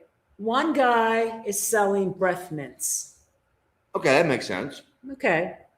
The next guy is selling tape. At least that's what it looked like to me. He's It looked like. selling tape. I think that would be correct. I think it was double-sided tape. The third guy is selling razor blade box cutters. The combination of those three makeshift vendors, breath mints, tape, and box cutters on the train. Can't make this up. No, we did spend a day going to Museo del Bellas de Artes. de Artes. It's huge. It's not just an art museum. It's an entire arts center, performing arts center. And unbeknownst to us, I mean, we're inside, we're looking at big murals, you know, by all these like famous artists. And then on the third floor was an architectural installation. And I got to see the two Marks did not go up to the third floor. So Vicky and we found boobies on the second they floor. they found murals with boobies. So that's where they were sitting. No, we had reached the point of another set of stairs going up. They had an elevator. Anyway, we're in the third floor looking at architectural stuff, and it was fun because we are to the point now that we recognize things from across Mexico. And at one point I saw the architectural model, and then I looked up and saw the picture and I went, oh my God, that's that art building, Amparo. I think it was called Amparo in Puebla. And I recognized it immediately. I was like, it's really cool. And we get all the way around to the end of the display, and it is a cross section of the very building that we are in. And they show you the theater and the stage and all the things that control the curtains. Underneath, they got all this storage stuff. You got to see, I mean, it was just really cool. I didn't realize, I mean, it is a large building. It is a very large building, but I didn't realize it had all of that in it. And then we spent the day riding around the metro. And then we got more Chinese food that night. Yes, we did. The last day that we were there, we decided that we were going to spend it in Chapultepec Park. So the first thing on our list was going to be the Anthropology Museum. We were going to go to lunch in Polanco, or is it Palanca? Polanco. And then we were going to go to Chapultepec Castle. Well, we spent 3 hours at the Anthropology Museum. That place is enormous, enormous. And again, the two Marks kind of like coasted through, got tired of it, and went down to the restaurant and had beer. We saw. I'm so used to this that I go through a museum at one speed. She's doing her recording, and so she can share it with all of you guys and everything else. That it's a different speed. Normally, I find a place to sit and I wait, and then she catches up, and then we start again, and I go on and find a place to sit. And we paid half price with resident cards. Yes. Yeah. And so, you know, we went caught back up with Mark, and he's of the same.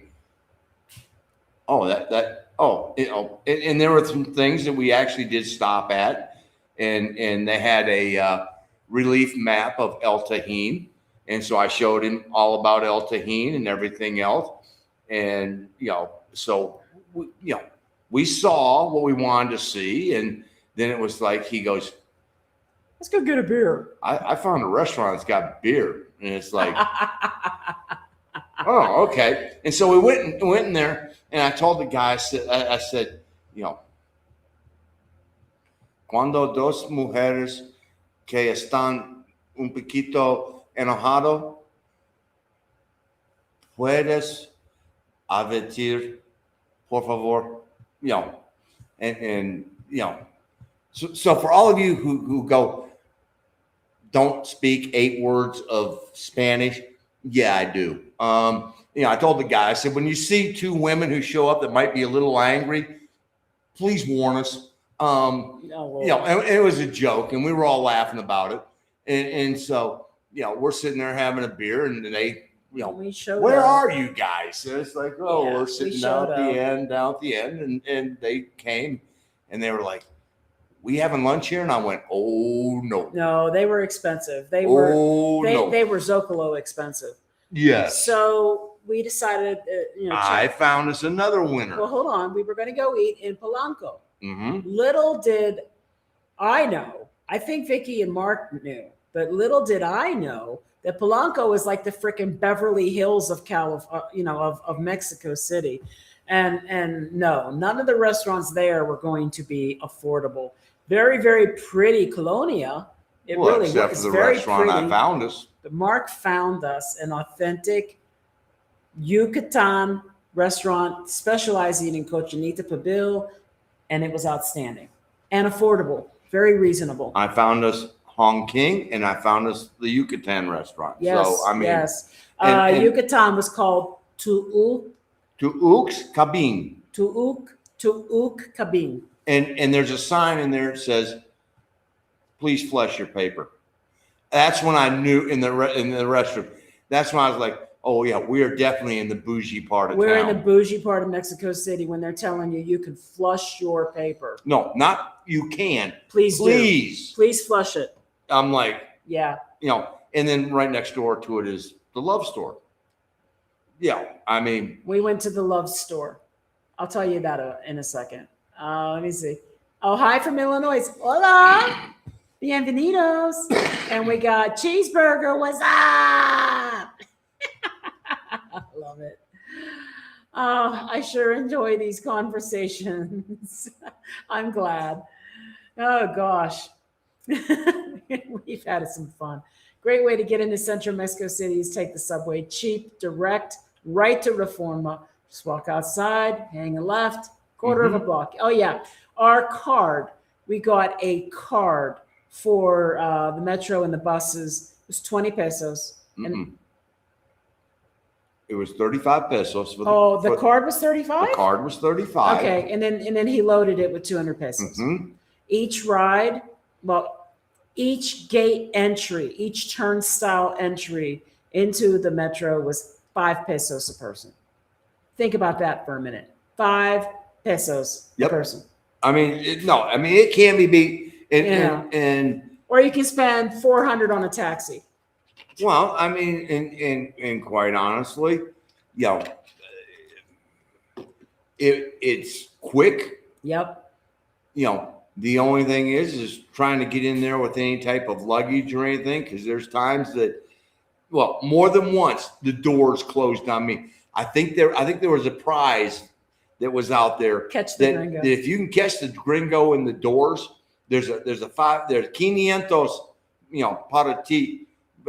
If you catch the gringo in the door, because there were a few cars that were very, very full. In fact, at one station we were like, nah, because the people standing waiting to get on the train could not get on the train. There was no room. So it reminded me of scenes that you might see at the metro in Tokyo, where people are getting pushed onto the train just so they could close the doors. It wasn't that bad, but that's what it reminded me of. No, but it was, there's people coming from the left and the right to get in, and then a straight shot coming out from the center for the people departing. And it's just sort of like boom and shroom and filling it into the voids. So, and there's other times we got on cars that we were like, okay, have a seat. So, yeah. So, when we ended up taking the metro out to Chapultepec Park, it was a really easy ride to do. We made our transfer. I think we went from Blue Line to Orange Line. We made our transfer successfully, got off. We walked to the Anthropology Museum, went there for 3 hours, walked to Polanco to get, well, we took the metro part of the way, didn't we? No, we walked to Polanco. we walked all the way to We walked to Polanco because for it was the only food. a 20-minute walk. I It mean, wasn't a bad walk. but to get back to the Castillo, But we're not there yet. We went to the Love store. oh, So we well, walk into the Love store. great way to and- learn Spanish. Really? Hey, they had a game with tiles that you could flip it over and it had pictures and it was in Spanish. Wow, Are you serious? I am I don't know dead how I serious. missed that. I But made the comment to everybody that they had a display table with every freaking style of vibrator. That well, they, see, you were No, focused okay. on that. I was like, wow, look at this. They have all these vibrators out here for like a demo or something. And none of them worked. I was turning them on trying to see what they did, and none of them worked. And I'm like, well, what's the point of this? What's the point of seeing all these if they don't even work? And see, I'm over here trying to learn Spanish. I mean, yeah. And then we left. We weren't in there real long. We had determined at the Yucatecan restaurant that we were not going to have enough time to do. It was a 45-minute walk from there back to the But Castillo. By the time we would have got there, we would have had less than an hour, barely an hour. And that would have been why. No, and we would be rushing through it. So we're saving Castillo for another trip. Mm-hmm. As we are the archaeological site, The library. the library. We were thinking about going to the library, but it was just, we were pushing it. And guys, we're talking about at least 2 days in a row of 18,000 to 20,000 steps. I can't even tell you how much my body was hurting. My feet were fine, but my knees, my hips, my lower back. Well, Saturday night you couldn't Beat. even barely sit in the chair. No. And, at the end of this day, this long day in Chapultepec, I ended up getting a groin cramp and I couldn't even stand up. I couldn't stand up straight. It was hurting so bad. So we kind of overdid it. There was a lot of walking going on, but it was beautiful. And I'm glad we did what we did. We will definitely go back. Yep. I mean, now that we know the hotel to stay in. I mean that's half your battle. Casa Hermana is amazing, unless we're going to a different part of the city. I get that, but the other part that was great about Casa Hermana was sitting out there. We had some of the best street band music that sounded a whole lot better than going to the Rush concert. I mean, it usually 3-piece band. Almost all of them Almost were 3-piece always. bands, just a guitar, a drum, and a drummer and a bass player, and they were playing everything from the Beatles to the Doors to Creedence to Queen to Stones, and I mean Redbone. Yeah. I mean, just all these English lyric songs, nothing Spanish. And so odd. Mark and I decided that, well, we've been listening to them from the rooftop. Why don't we just go down there and listen to them? Oh God. And so we're like, okay, how are we gonna take a beverage down there? Because we gotta take a beverage. And so we took 2 of the orange juice containers, the Umex containers of orange juice, and filled them halfway with orange juice and halfway with tequila, and went, "Let's go." drinking tequila orange juice on the street. And I mean, we're down there, and they're just, and by the time we got down there, they had added the sax to the one band that we'd heard all week, and they were phenomenal. I mean, almost all the bands were had included some Santana in their lists. I mean, they were great. I mean, great. Oh, okay. So I'm late to the live stream, but I don't know if you've already heard it. Anyway, congratulations on the Hurricanes winning the Stanley Cup. Oh, we had fun that night. Yes, we did. Yeah. Brought a tear to the eye. It's been 20 years. So totally cool. I'm trying to get. And I thought I was going to double dip in a week. I thought I was going to get the Canes and then the Heels, because the Heels were in the winter takeoff for the national championship in baseball, and we got our ass waxed. So I've been totally switched into the train once, but the key is just waiting one stop, and the next one is golden. Okay. My fear about getting squished in, though, is I need to get off. So now you've got all these people that are squished in, and now I need to get the hell off. That's why I like to stand by the door. I know. Anyway, nice Mexican national team jersey. You can wear it when you get your naturalization. You know, the interesting part is I think this cost. It was not expensive. No, I think that this cost $350 pesos for this, and we're sitting here looking at it, and it's got the Adidas tag on it and everything else, and we assume it's legit, and everything's sewn on, and we're like, this jersey in the U.S. for the U.S. team probably would have been $150. And then the hat, Mark found early on, he found a green one and a black Mexican hat for the El Tree, and he was like, "Oh yeah," and he grabbed those. And then we happened to stumble across this other place, and this was cheaper, and I like it better. Now we were on the hunt because I saw a Mexican fan in his jersey heading down to Fan Fest, and he had on his jersey, and he had on the sombrero that was done in El Tree colors, and it had Viva Mexico on the upturned brim. It was straw, right? Yeah, it was straw. Yeah, straw. And I'm like, I was on a mission to find that damn hat. And Gina kept going, "You'll wear it one time for the live." And I'm like, "You're damn right, but I'll wear it for the live." Oh, Lord. I'm glad he didn't find it. Remember when we went to the Cenote in Progreso, and with our residency cards, it cost us only about $3. Jeannie and I got in that cold Cenote. Oh, yeah. Yeah, and it was cold, too. It was cold. But it was fun. Really enjoyed tonight. Thank you. All right. Thank you for coming on tonight. See you in 2 weeks. Yes. And someone said, in Mexico, just try to accomplish one thing per day. I don't think I'll overdo it following this logic. That's very wise. It's very wise, Bruno, because you don't think that going to 2 of these museums is going to be that big of a deal.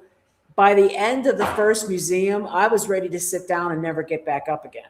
And we still had to walk to go, 20, 25 minutes to go get lunch. Yeah. And then we had to leave lunch after sitting down for a while, standing up again. Once you sit down for a while, you don't want to get back up. Catch the metro, get back to the hotel.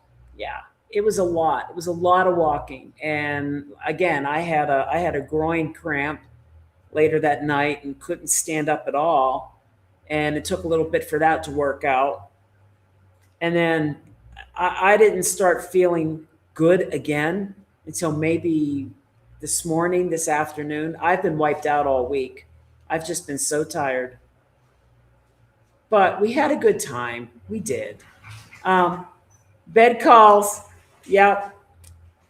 The tequila sunrise. Yes, but it didn't have grenadine, so there was nothing red in it.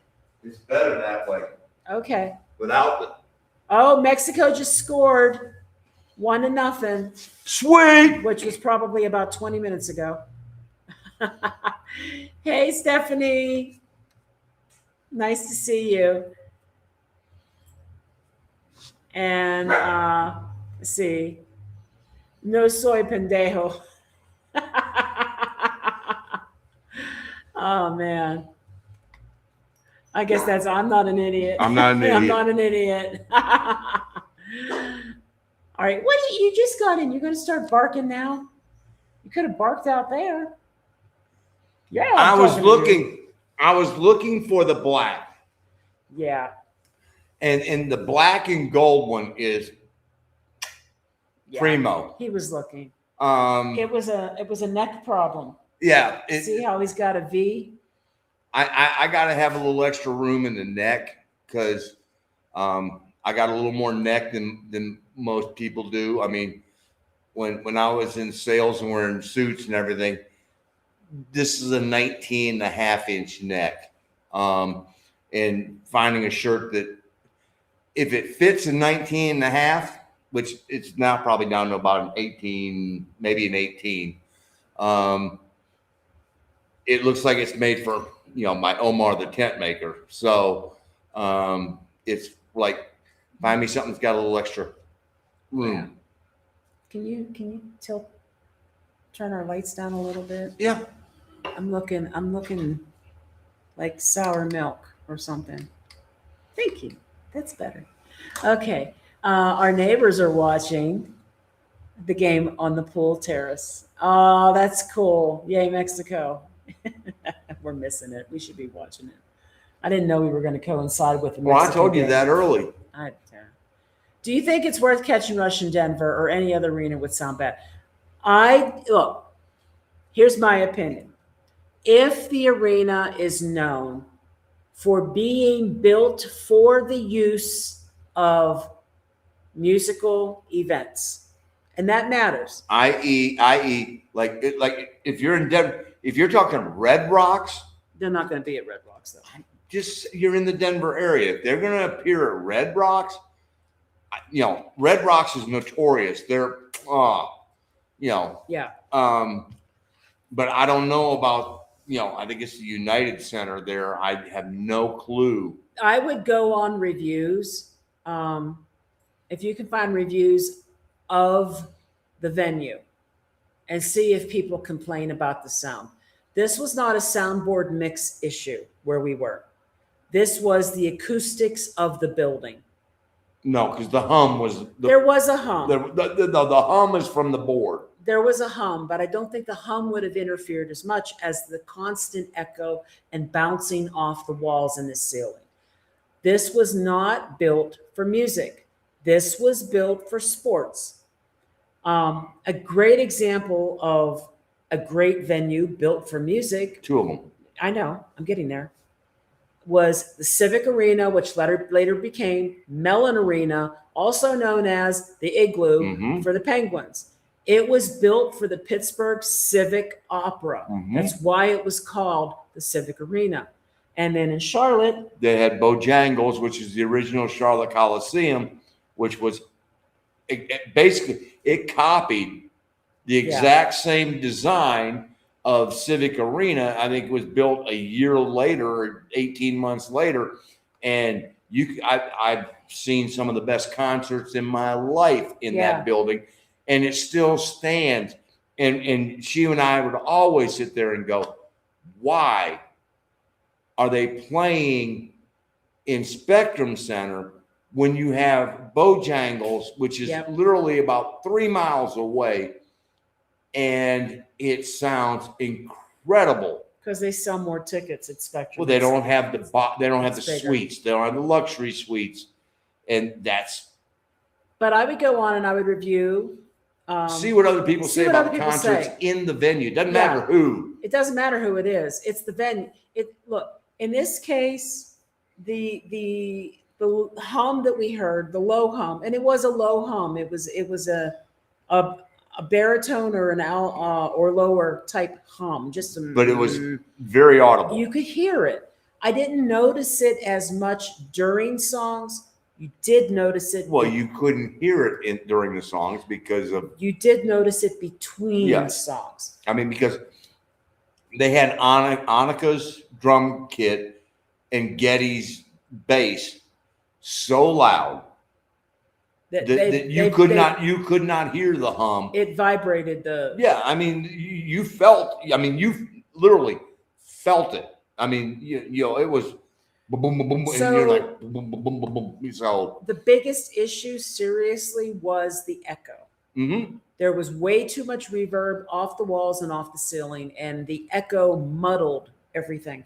As long as you're in a venue that doesn't have that problem, it's going to be And- great. It'll be great. And again, let's take Spectrum Center. Oh, okay. Mexico got 2-0. All right. 2-0. You know, Spectrum Center, if you get low enough, because we were low enough for Eric Clapton and we were low enough for Neil Diamond, Yeah, that the sound was phenomenal. it's up at the ceiling. But if you get out of the lower level bowl and go up in Spectrum Center, it was horrendous. Yeah, So, you know, a lot of it depends.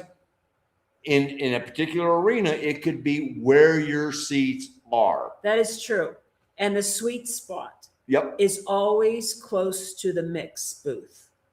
Wherever they have the soundboards and the mix guys, that is the sweet spot in any venue for the show. When they do sound check, they are testing it to that location. Trust me, they didn't send anybody to CC Road J because they'd have gone, folks, we got a problem. Yeah. You know, and I've watched some sound checks and stuff when I get early access to some concerts, and I watch how they do that.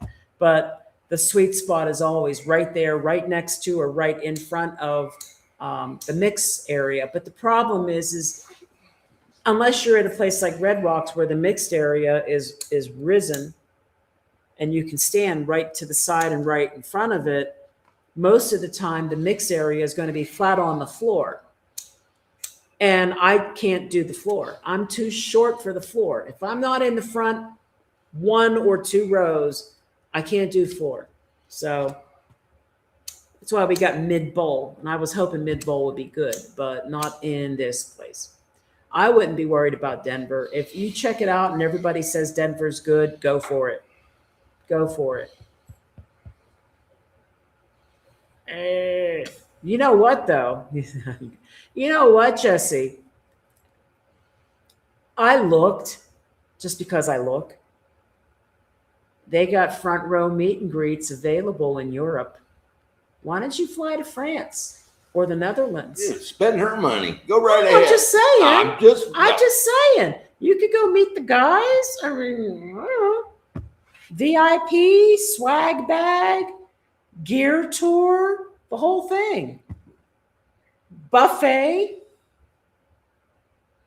Just don't walk out there with a $500 guitar. Not the same thing. Yeah, it was the same thing. No, not what I'm talking about. Oh, well, No. That was a meet and greet with Joe Walsh, and you got to go to the VIP tent. No, I'm talking about when you get the full spread of food. I get that, but you know, no, they had the intelligence to go. Here's your free alcohol. Oh, now we're gonna let you go to. Oh, we're gonna open the merch tents up to you early. I know. And these aren't the parking lot merch people. Right. This is their merch people. So, you know. I will say that the VIP Peter Gabriel back to front tour had a wonderful spread of food. It was really, really good. And the Genesis last tour that they did, and I went to the VIP for that one as well, and it was also very, very good. So you get good food in those things. I think the Rush one is the same way. Would like if the final World Cup is between Mexico and Argentina. Germany can play in there too. I love this goal. go. Everybody's like, go. That's it. This is the best. This was the best. Thank you, Sheila. Go. The Sphere, great acoustics and sound, but price is painful. Yes. The Sphere is another place that was specifically built for good acoustics for music. Yes. Music, movies, whatever they're doing. They did it with that purpose. So, it matters. And they're not just hitting you for concerts. If you just want to go tour it, the price is stupid. Yeah. Now you add in somebody like the Eagles playing there, and it's like, oh, it's expensive to go. And one day I may do one of those. Have a 19-inch neck here too. Had to have every shirt taken in and tapered. Otherwise, I was swimming in it. Hated suits and ties. V-neck T-shirts are the official uniform of retiree. Oh, damn Skippy. And how often do you guys shop at H-E-B? Any idea if they carry H-E-B brand Greek yogurt? Yes, they do. And I miss the apple cinnamon I used to get in Texas. I don't know if they have that flavor. They tend to really stick with the flavors that sell here, which are going to be manzana, the peach, you said apple already. Peach, apple, strawberry, fresa, coconut, and plain. Those are the main ones. I mean, it's tough to even find a staple like Plantano y fresa, which in the U.S. that's pretty much a given staple of the strawberry banana. In Mexico, it's hard to find, and Lala makes it, but they may get 2 facings of it, and they have about 12 facings of the fresa. And look, now we try to get to H-E-B probably once a month, más o menos. I mean, we've now figured out that if we go on a Sunday morning, we can get to the closest one to us very easily. So Jesse, do it. Just do it. I looked yesterday.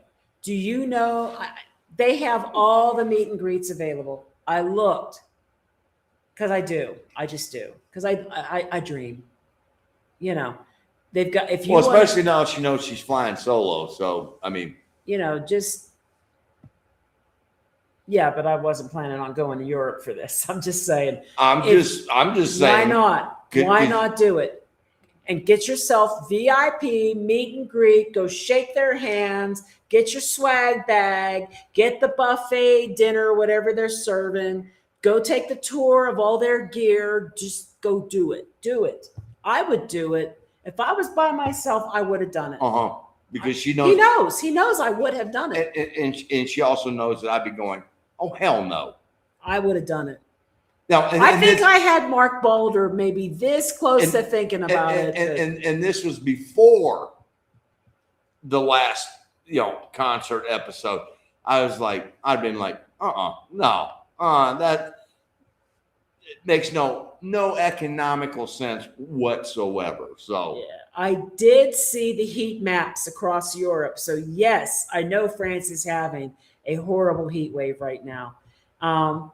And but by the time, but they're not going to be there right now. The European leg of the tour is later. So it'll be closer to winter or whatever. I forget what the dates are, but they just started this tour. They just did 4 dates in LA at the Forum, and then they came down to Mexico City for 2 dates. And now they're going up and they're doing the US and Canada dates. Then they'll do Europe. So they've got months before, and maybe France won't be as hot at that time. But I mean, it wasn't just France. It was the Netherlands and some other countries I don't even know. I just quickly looked to see what meet and greets were available because, a girl can dream. I always wanted, I had this fantasy of just wanting to tell Alex and Getty, see if they remember the horrible blizzard in Pittsburgh of 1987, when half of the damn people didn't even show up to the concert. It was a sold out show, horrible blizzard. And the guy that I was going with was my roommate's boyfriend, hardcore. He was going, it didn't matter how bad it was. We slid halfway down the hill to the arena before we parked. And when we got in there, we were like in upper bowl, section C type stuff. Half of the people did not show up. And we moved down to section A right in front of Getty. But I always just kind of was like, I just wonder if they remember that blizzard and half of the venue didn't even come because the weather was so bad. But they still played. Well, because they were already there. Yeah. They only had to go 3 blocks. So, I mean. Yeah, I know. I've got enough points for free airfare. Got to use them or lose them. Girl, go for it. Do it. Do it. How was the Rush concert at Los Portes? I'm asking because I went with my brother to see Caifanes last December. The sound wasn't that great. Do not ever go to a concert at Palacio de los Deportes. Do not. Everything in there echoes and bounces off the walls and the ceiling. It is muffled as hell. I wouldn't go. And I don't know why Caifanes is going there. They should know. Caifanes usually plays at GNP. So that's interesting. And it still doesn't change my final opinion. I'm done. I Uh, know. I think we covered. We didn't cover the shoe shine. oh, God. The shoe shine. Let's see your shoe, Mark, so we can show people the shoe. Mark has 2 pairs of Hey Dudes. Hey Dudes. This is a very lightweight canvas style shoe. There's your shoe, baby. And we're walking. I don't remember what we were walking back from. We were right. We just got done with doing the anthropological and lunch at so Polanco. we're tired. And We're tired. And we took the metro back to Bellas de los Artes and walked through all the people there in that square. And There was a lot of people. and they were swapping And there was a tianguis kind of set up. and they're swapping Player cards. or for the World IDs Cup or something. And it's packed. And that is also, we got 2 things we need to cover. This is one of them. That was also the area that they were doing the protest about the missing people. Yeah. Was in that particular plaza. It wasn't that big of a protest, though. No. Not like the teachers, but. No, but it was at least they had the pictures out of the people that were missing and everything else. The teachers one, we're still trying to figure out. We walked, we had to zigzag through, literally zigzag through all The teacher tents. and everything else. And we saw one little sign, and yay big. Yeah. That was outlining what it was they were protesting. Oh, and might we also add, our very last day there, the police removed all the teachers. And they even brought buses in to haul them out. That was the other thing. Yeah. Yeah. They And had transport vans and everything else. And if you really didn't want to go, they had a police bus. yeah. And so the teachers left and left all their crap behind too. Garbage, Literally. busted up tents. There were people out on the street with shovels cleaning up the roadways. And they did it quickly and they cleared it out quickly. But to make this a short story, because we're pushing on 4 hours here, it was crowded. We're all a little bit cranky with the crowds. We're trying to get the heck back to our hotel. And we keep stopping quick stops at vendors looking for a hat here and there. Well, that's where I found this shirt. And then this No, we guy found that shirt came right up to before. you. And so I'm sort of behind everybody else, and this guy comes up and he goes, "Shoe shine." I'm like, "Canvas, no." And he trying to bark with me a little bit. And I'm like, I'm about yay close to having another meltdown like I did at the Rush concert. And I'm just like, no, mi esposa,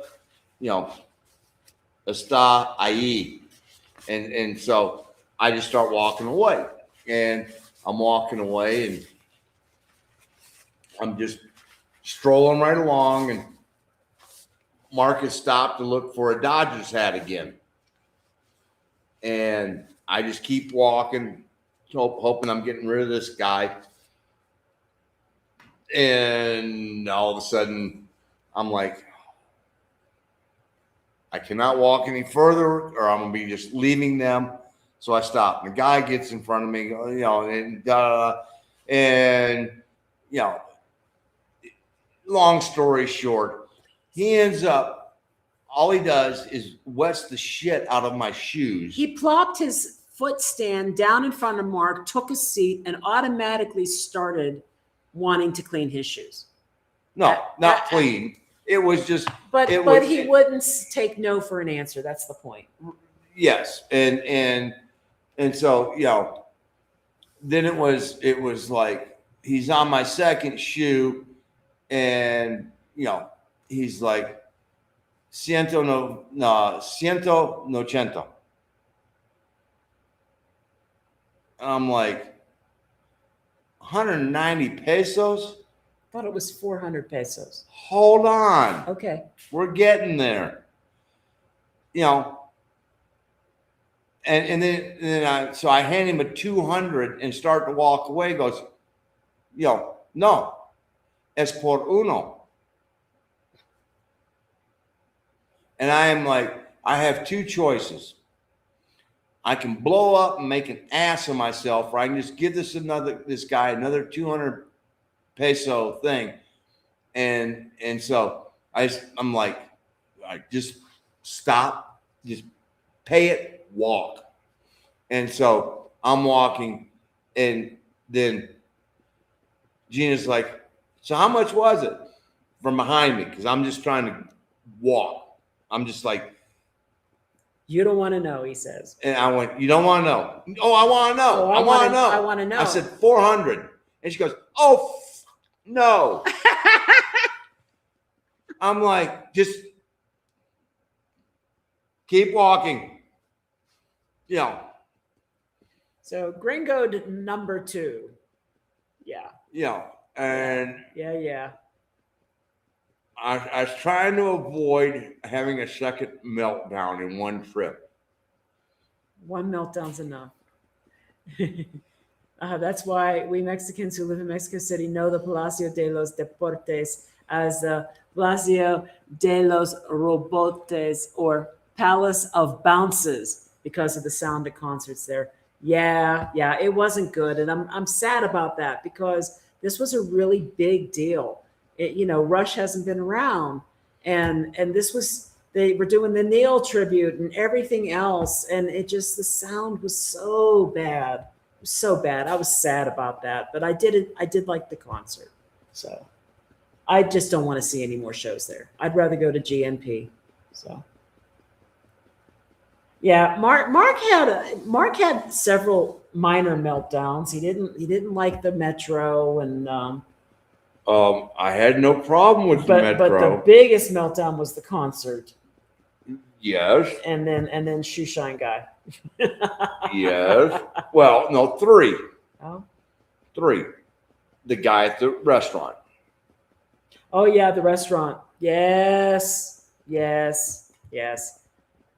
picked the wrong set of Gringos to pull the VAT and then the propina thing on. We got to add the tax.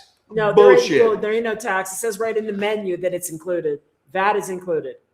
I mean, Es todo de Mexico. Yeah. Yeah, he was trying to You know. pull fast one on us, and Los precios incluyen that. You know, yeah. But that was our trip. I mean, we like Mexico City, and we do want to go back. There Oh, was yeah. so much to see and do there, and overall, I was so incredibly impressed with the beauty, the vibrancy, the food. Oh my God, I got Turkish coffee on the last day. That was pushing you over the edge too. oh, This well, guy, no. Yeah. No, that was, let's see. We did the shoe shine. And then you want to stop and get Turkish coffee, and the guy's playing. Yes, he was playing Arabic music, so it's like and he's making the coffee. He's got the sand, and he's moving the little pots around, and I'm like, oh my God, I'm having Turkish coffee, and he cannot take the music. And the guy's making it from scratch. And I mean, oh my freaking God, I thought he was flying the shit in from Turkey. It took so damn long. It was good. Just saying. It was really good. Now I can cross that off my list. Yeah.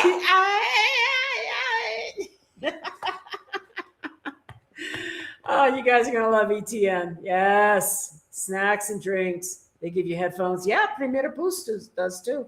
I mean, everything, ETN and Premier Plus are very, very close in everything that they offer. I think the biggest difference is the comfort of the seats are probably better on ETN. Or I gotta say this. ATNA. Yeah, Premier Plus, about the 2.5 hour mark, the ass starts to get a little sore because the seats, you start to realize they're a little thin.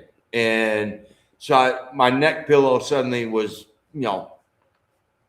underneath the ass because it was like, all right, I need a little help down here. So. Oh, CDMX sounds too people-y for me. I need something with less people. 3 days. We're like no more than 3 days. Literally, 3 days of experiencing Ciudad de Mexico is about, I think all of us reached the same conclusion that, there's a lot of people and it's just what it is. And 3 days, you're like, all right, my tolerance for all the people has now started to go. Yeah. It made me really appreciate Querétaro even more. And this is the first city that we really, really, really noticed the homelessness. Oh, God. Yeah, in Mexico. Yes, we have seen homeless people in other cities, but not to the extent of the number of homeless people we saw here. And it's really interesting to see how they have their planned spots where they will spend the night. It's rainy season and they know where they need to be so they can avoid that. And the way they cover themselves up, they've all got blankets and tarps, and it was just something to see. And you feel bad because you're like, so it's understandable, because Palacio de los Deportes was built for the Olympic Games. Yeah. The only thing is they've had time. It's 1 year older than me. So they have had enough time, in my opinion, to consider putting those sound baffles or whatever they have to do to help reduce that echo. They've had time to do that. And they haven't done it because the sound is pretty bad. So I really would just wish. Really bad. I really wish that musical acts just wouldn't play there, but I know that they will. I know they will. And because it's a very shallow bowl and I'm a short person, I don't want to be down low, because as soon as somebody is taller than me and they stand up, I'm not going to see past them. See, now for me, it wouldn't bother me at all because I just sit there. When I used to go to concerts, I would just sit there. So it wouldn't bother me, but that's not an issue anymore. Say, I never fail to laugh loudly at least 2 or 3 times during your lives. Ah! But that coffee was good, though. God. Shoe shine and pimps in one trip win. Oh. Oh my God. That's when Mark sort of looked at me and went, damn, you speak a lot of Spanish. And I'm like, yeah, I can guess out of trouble. Oh, Tom, do you want me to tell you the truth about the coffee? I drank every bit of it. I used it to the last grain, but I would never buy from him again. It was very, very weak. And I would have to put like double what I normally do in a filter to get a reasonably decent brew. And it was still really, really weak. So not my Who's coffee? the Ahihi coffee guy. Oh, yeah. But I really appreciated that you got it for me, and I drank every last bit of it. And we've had a lot of people who have recommended that we go to Sanborn's. Oh God. If you want your hash browns cold, go to Sanborn's. From Costco, no less. Yeah. Yeah, that was really rather disappointing. My breakfast was good. I had huevos divorciados on tortilla. I know. It was good. But it was underwhelming. It was underwhelming. True. It was one of those that somebody recommended. Casa Azulejos. Azulejos. Okay. Casa, the tiles house. Oh yeah. And so didn't realize that Casa Azulejos is basically Sanborn's.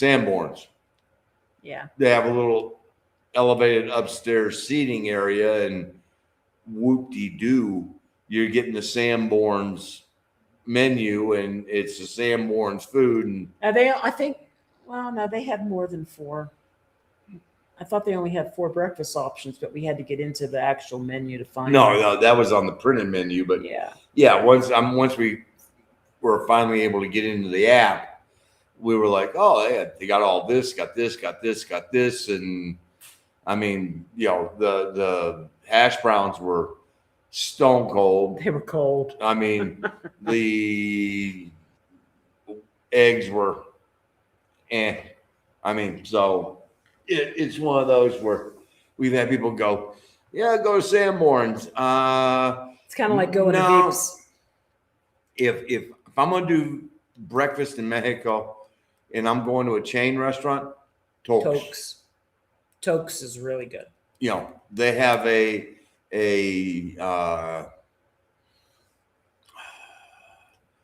Papas al gratin. Oh my God. Yeah. That's good stuff. Oh, this is a good answer. One of the main reasons there are so many homeless people in Mexico City is that many of them are not originally from here. Yeah. And have nowhere to live. A few are homeless due to addictions. That's homelessness everywhere in every city. And the addiction part. In the United States, the 2 worst cities that I've seen homelessness in were New York, Seattle. And Seattle was worse than New York. Worse. And the mental health and the addiction were strong in Seattle. That's an understatement. Yeah. In all the places that we've been across Mexico, we have occasionally seen people who maybe they're sleeping in one of the jardines overnight, but we have never seen many people that were lining up on the streets at night to sleep. And that one guy was laying right next to the band and wasn't even bothered. Nope. By the band. We're talking the guitar player's Chuck Taylors were probably 3 feet from this guy's head. Score! All right. 3-0. And deal. so it was one of those where it was very prominent. I mean, we've seen some people here in Querétaro that have been, sleeping. We've seen that Yeah. one lady who was kind of freaking out. I know, but one night. I've seen people, Yeah. with the cardboard and everything else, and Yeah. we've seen that, but nowhere, has it been as prevalent as it was in Mexico City. So You know where we didn't see them? In the metro stations. well, that's because ain't no bathrooms down there. I mean, and I know that that's if you're homeless, you don't care, but Oh, and we were just out. I think we were just outside Bellas de Artes, and a guy with no shirt oh god, yeah. started coming up to us for a handout, and a policeman stepped between. No, not just a policeman. Oh, We're talking like this was a captain. I but mean, he stepped between he that was- guy and us. This guy was high ranking police, and you could tell, he had the braid on the cap and everything else, and and he stepped right in and stepped in front of us and confronted this young man, or I don't know how old he was, but Mhm. it was like, thank you, Yeah. He saw this guy walking up to us to beg, and he got in front and stopped. But then again, when Mark and I were down there watching the band with our tequila and orange juice, there was a guy that was shirtless and everything else, and he was dancing his ass off Oh, good for and him. having a good time. So I mean, Yeah, good for him. and when the band played,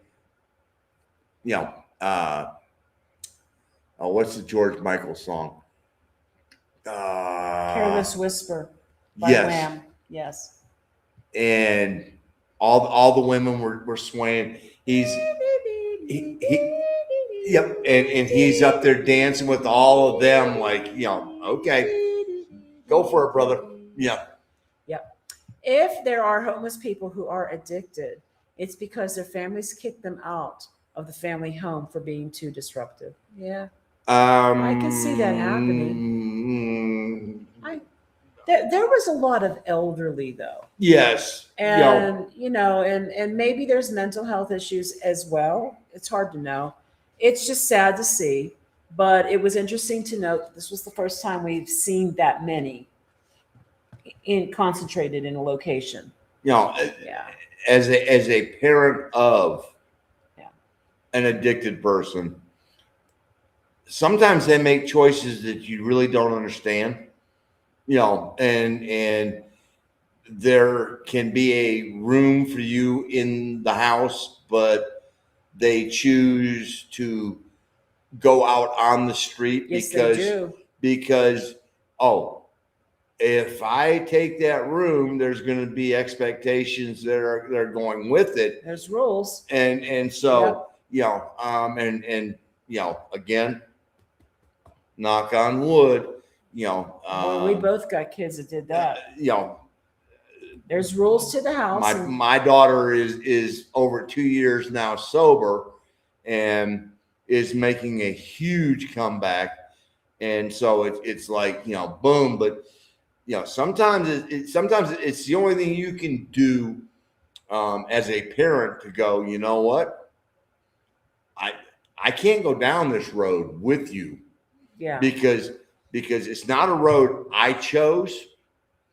It's a road you chose. And so based on that, sometimes it's a hard choice to make. And so been there, done that, and she got to the conclusion before I did and went, you're gonna have to come to that conclusion on your own. And She got there. no, I finally got there, and then finally she hit rock bottom and went, okay, Here we go. Game over. sweet. Big fiesta. Oh, good Lord. I can only imagine what the Can you Zocalo is imagine? happening. Oh my Oh, God. my. That's got to be crazy, right? Oh, All right, look, it is 9 o'clock. It has been a 4-hour live. My goodness. well, 1 hour for each sheet. So that's about what I I guess expected. so. We had quite, I mean, let's say we started off with the iMile delivery issues and the lack of anyone making any attempt to deliver.